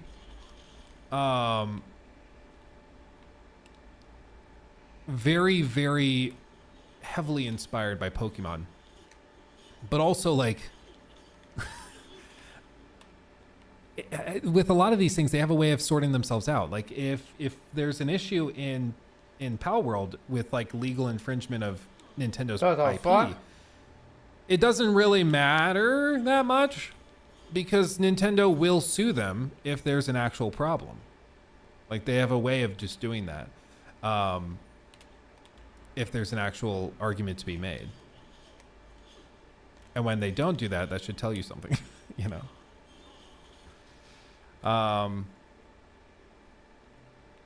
Yeah, well, and that the whole Pokemon thing is weird. It's the same thing with like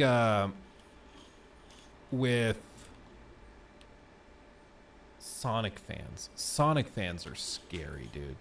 Sonic fans are among the scariest. It's horrifying. It's terrifying. Like, what was it? It was the Donkey video. Donkey did a video on that new Sonic game, and he just generally didn't like it. And dude, you would have thought that he like murdered a family of kittens on stream. Like, people lost their minds. It was unbelievable. Like, bro, it's Sonic. Like, I know there are real like adult Sonic fans that just like Sonic. That's totally fine. But whenever I think of Sonic, the first thing I think of is just like Chris Chan. And so when I see people losing their minds online over not liking a Sonic game, I just imagine like an army of thousands of Chris Chans, like with pitchforks and torches and stuff. Oh, Swifties? Yeah, Swifties are the scariest of all. Yeah, no, there's no doubt about that. There's no doubt there. Swifties are horrifying. Michael Jackson fans can also be kind of scary. Since he passed away, it's mellowed out a ton. But yeah, Michael Jackson fans are crazy. There's that one story of the guy that was a huge fan, like a super fan of Cher, and had an actual altar to her in his apartment where he would burn incense and candles to share. Like, some people go crazy. Some people are mad. My ex is a Swiftie, that's why she's my ex. Fuck. Dude, I just don't get, like, if you Who like the the fuck music, is cool. shooting? That's fine. But, like, there were people that were taking out personal loans, thousands of dollars worth of personal loans to get tickets to that latest concert thing that she did. Tour. That's the word for it. I just don't get it. I don't understand it. Like, so I can pay thousands and thousands of dollars to go hear somebody sing songs worse and then like see them on a big screen, but I can sort of see that they're down there because they're so far away. They're like this big in my field of view, but I can technically see them. Like, you're not going for better music. You're going for the ability to say that you went, you know? It's a social status thing. Yeah, Bieber fans were toxic, sending death threats to his girlfriends. I believe it. Those believers, man. If Taylor Swift ran for president, I have no doubt she would win. Maybe. I just think the lesson, even like in 2016, was just you can be generally liked as a celebrity, generally liked. But the second that you put yourself in the political realm, half of the country is motivated to find the worst things about you and amplify them and make you out to be a horrible, horrible person. Huh? And so I just don't think there's a celebrity on earth that would withstand that. You know, I think everybody would deal with it. What the fuck? Oh, Kanye. Yeah, that's true. Kanye didn't win. Who the fuck am I fighting? Joe Rogan, for what it's worth. I don't agree with him, to be clear. Oh, you think Joe Rogan would win? Is that what you're saying? Keanu would win, though. That's the thing, though, is if he runs as a Democrat, then all of the people on the right are going to start losing their minds. Like, okay, so he's a socialist, a Hollywood elite, multimillionaire. Okay, he's a spoiled guy. Look at all these clips of him playing somebody really stupid. Oh, yeah, see, he's an idiot. He shouldn't be in office. Like, immediately, it's why you can never have a really good person, it seems, in the presidency, because no matter what, just to get there, you get torn apart. Your soul gets devoured. So nobody who's really good wants to go through that. So it's like Bill Hicks used to say, where he was like, the person who should be president is the person who most desperately doesn't want to be president. But by its very nature, it appeals and draws in the worst of the worst, you know? God damn, it's always that fucking last attack. You're gonna argue with The Rock? The Rock is weird, though, dude. Like, Dwayne The Rock Johnson, he's so obsessed with everybody liking him and, like, chasing the clout of various things that he gets himself in trouble. Like, there was that thing a few weeks ago where he was caught lying again about going to In-N-Out for his first time, because every couple of years he'll post a video to, like, Instagram saying that, oh, it's my first time going to In-N-Out, here we go.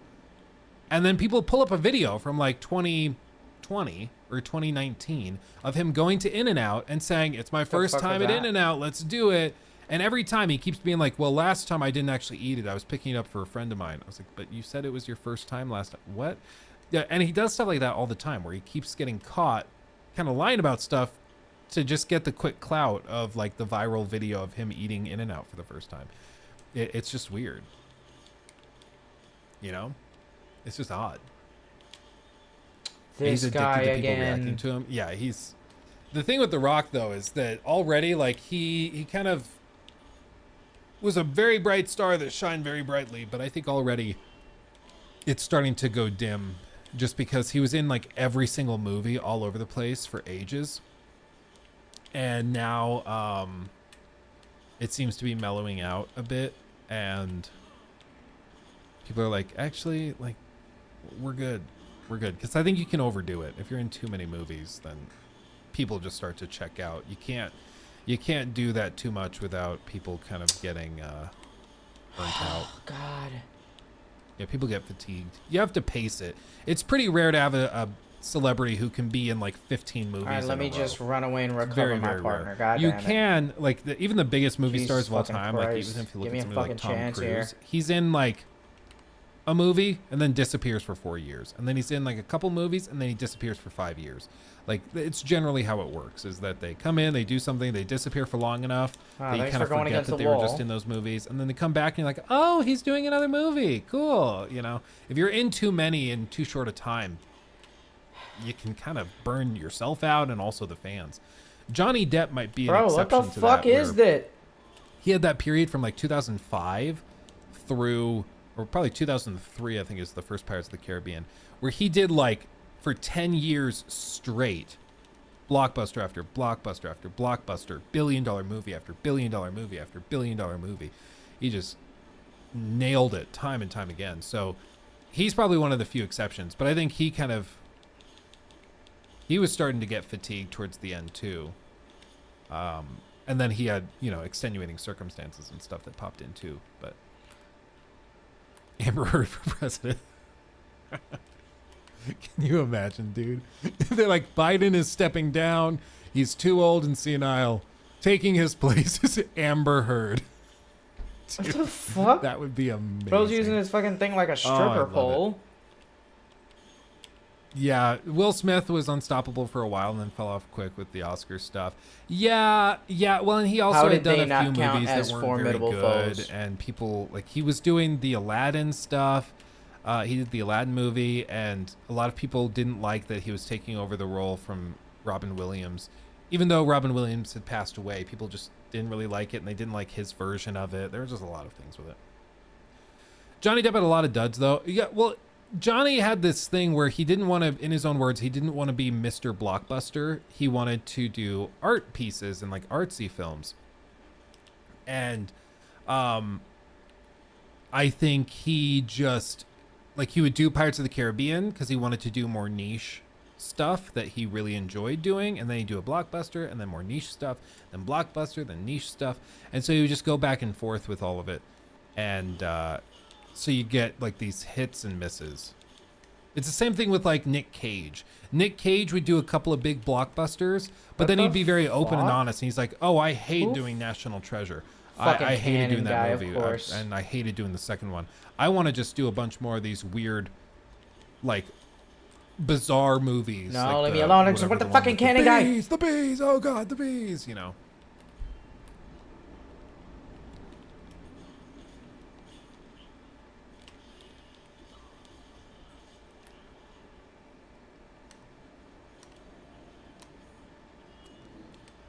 Yeah, he's having a label put on him. I hope he comes back as Ghost Rider. I'm still waiting on National Treasure. I'll be real. It's slow as shit, not gonna lie.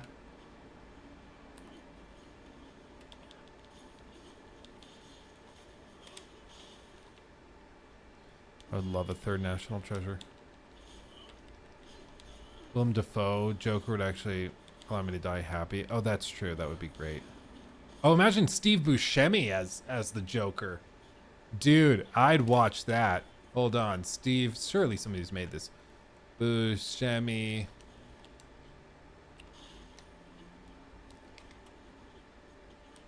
Oh, yeah, dude. Look at this. People have done, like, concept art of him. Thank you. Come on.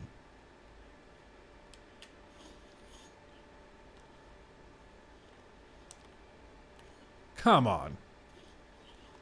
Yeah, Nick Cage confirmed that National Treasure 3 is pretty much dead. Yeah, they were stuck rewriting scripts for like a decade. And it just didn't go anywhere. And now he's old enough that I think most of the original cast wouldn't come back, and I just think it's probably best to move on, but it's too bad. He recently said if you're looking for National Treasure, you won't find it at Disney. Ugh. That's too bad.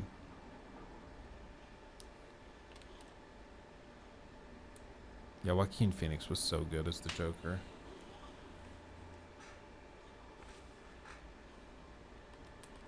But yeah, I still insist. Steve Buscemi as the Joker. Easy clap. Easy clap. Let's see. Henry Cavill Joker. Hold on. You're about to feel things, I bet. Has nobody made it? I don't think anybody's made it. Oh yeah, the guy who played Cal in Jedi Survivor and Star Wars Jedi Fallen Order. He was the Joker in Gotham. I never watched it. I never watched it. I don't know.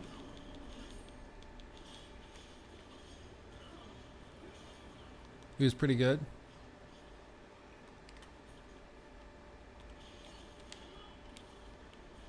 Oh yeah, people have done Willem Dafoe. Yep, fucked up. Yeah, that one also works. He actually looks kind of like the Arkham City Joker.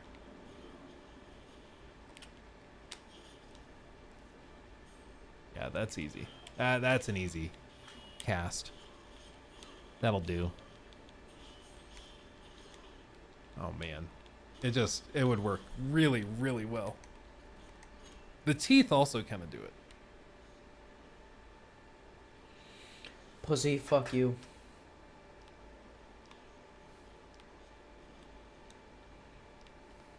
Yeah.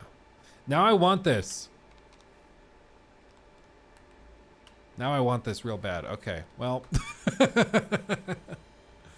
Okay, fam. Well, here's what we're gonna do.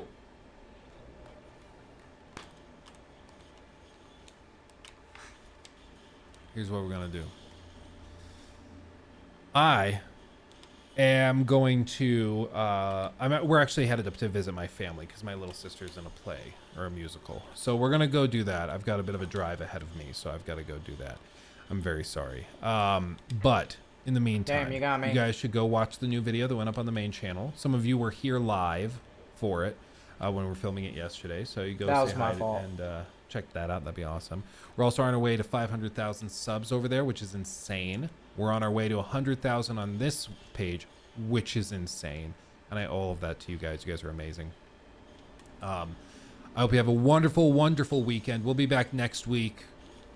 Hitting it hard. I don't know what we'll be talking about, but I'm sure something will happen. And we'll have something to do and discuss.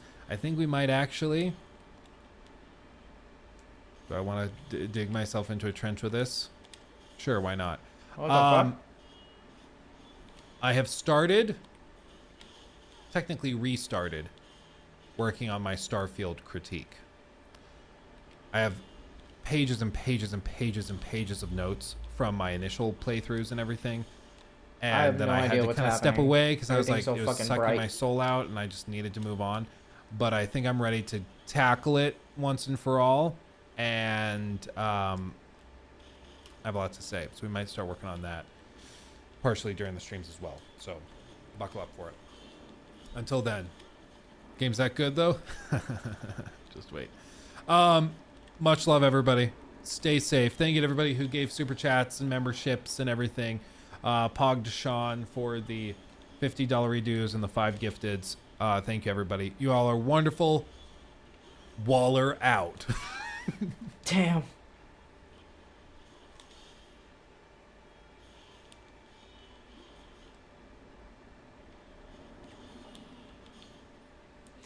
Damn, our fucking pairing is nuts.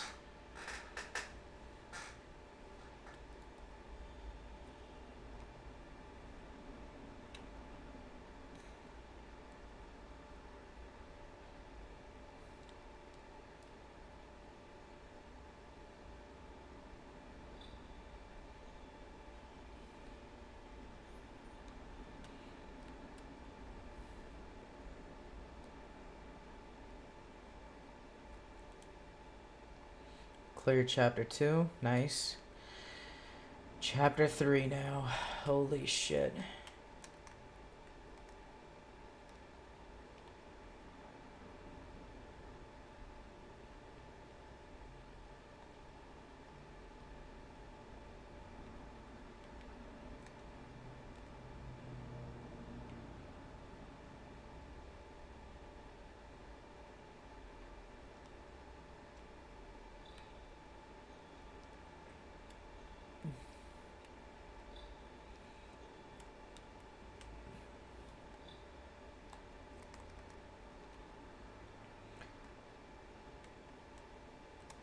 think I'm gonna play some Helldivers 2, see how that's going.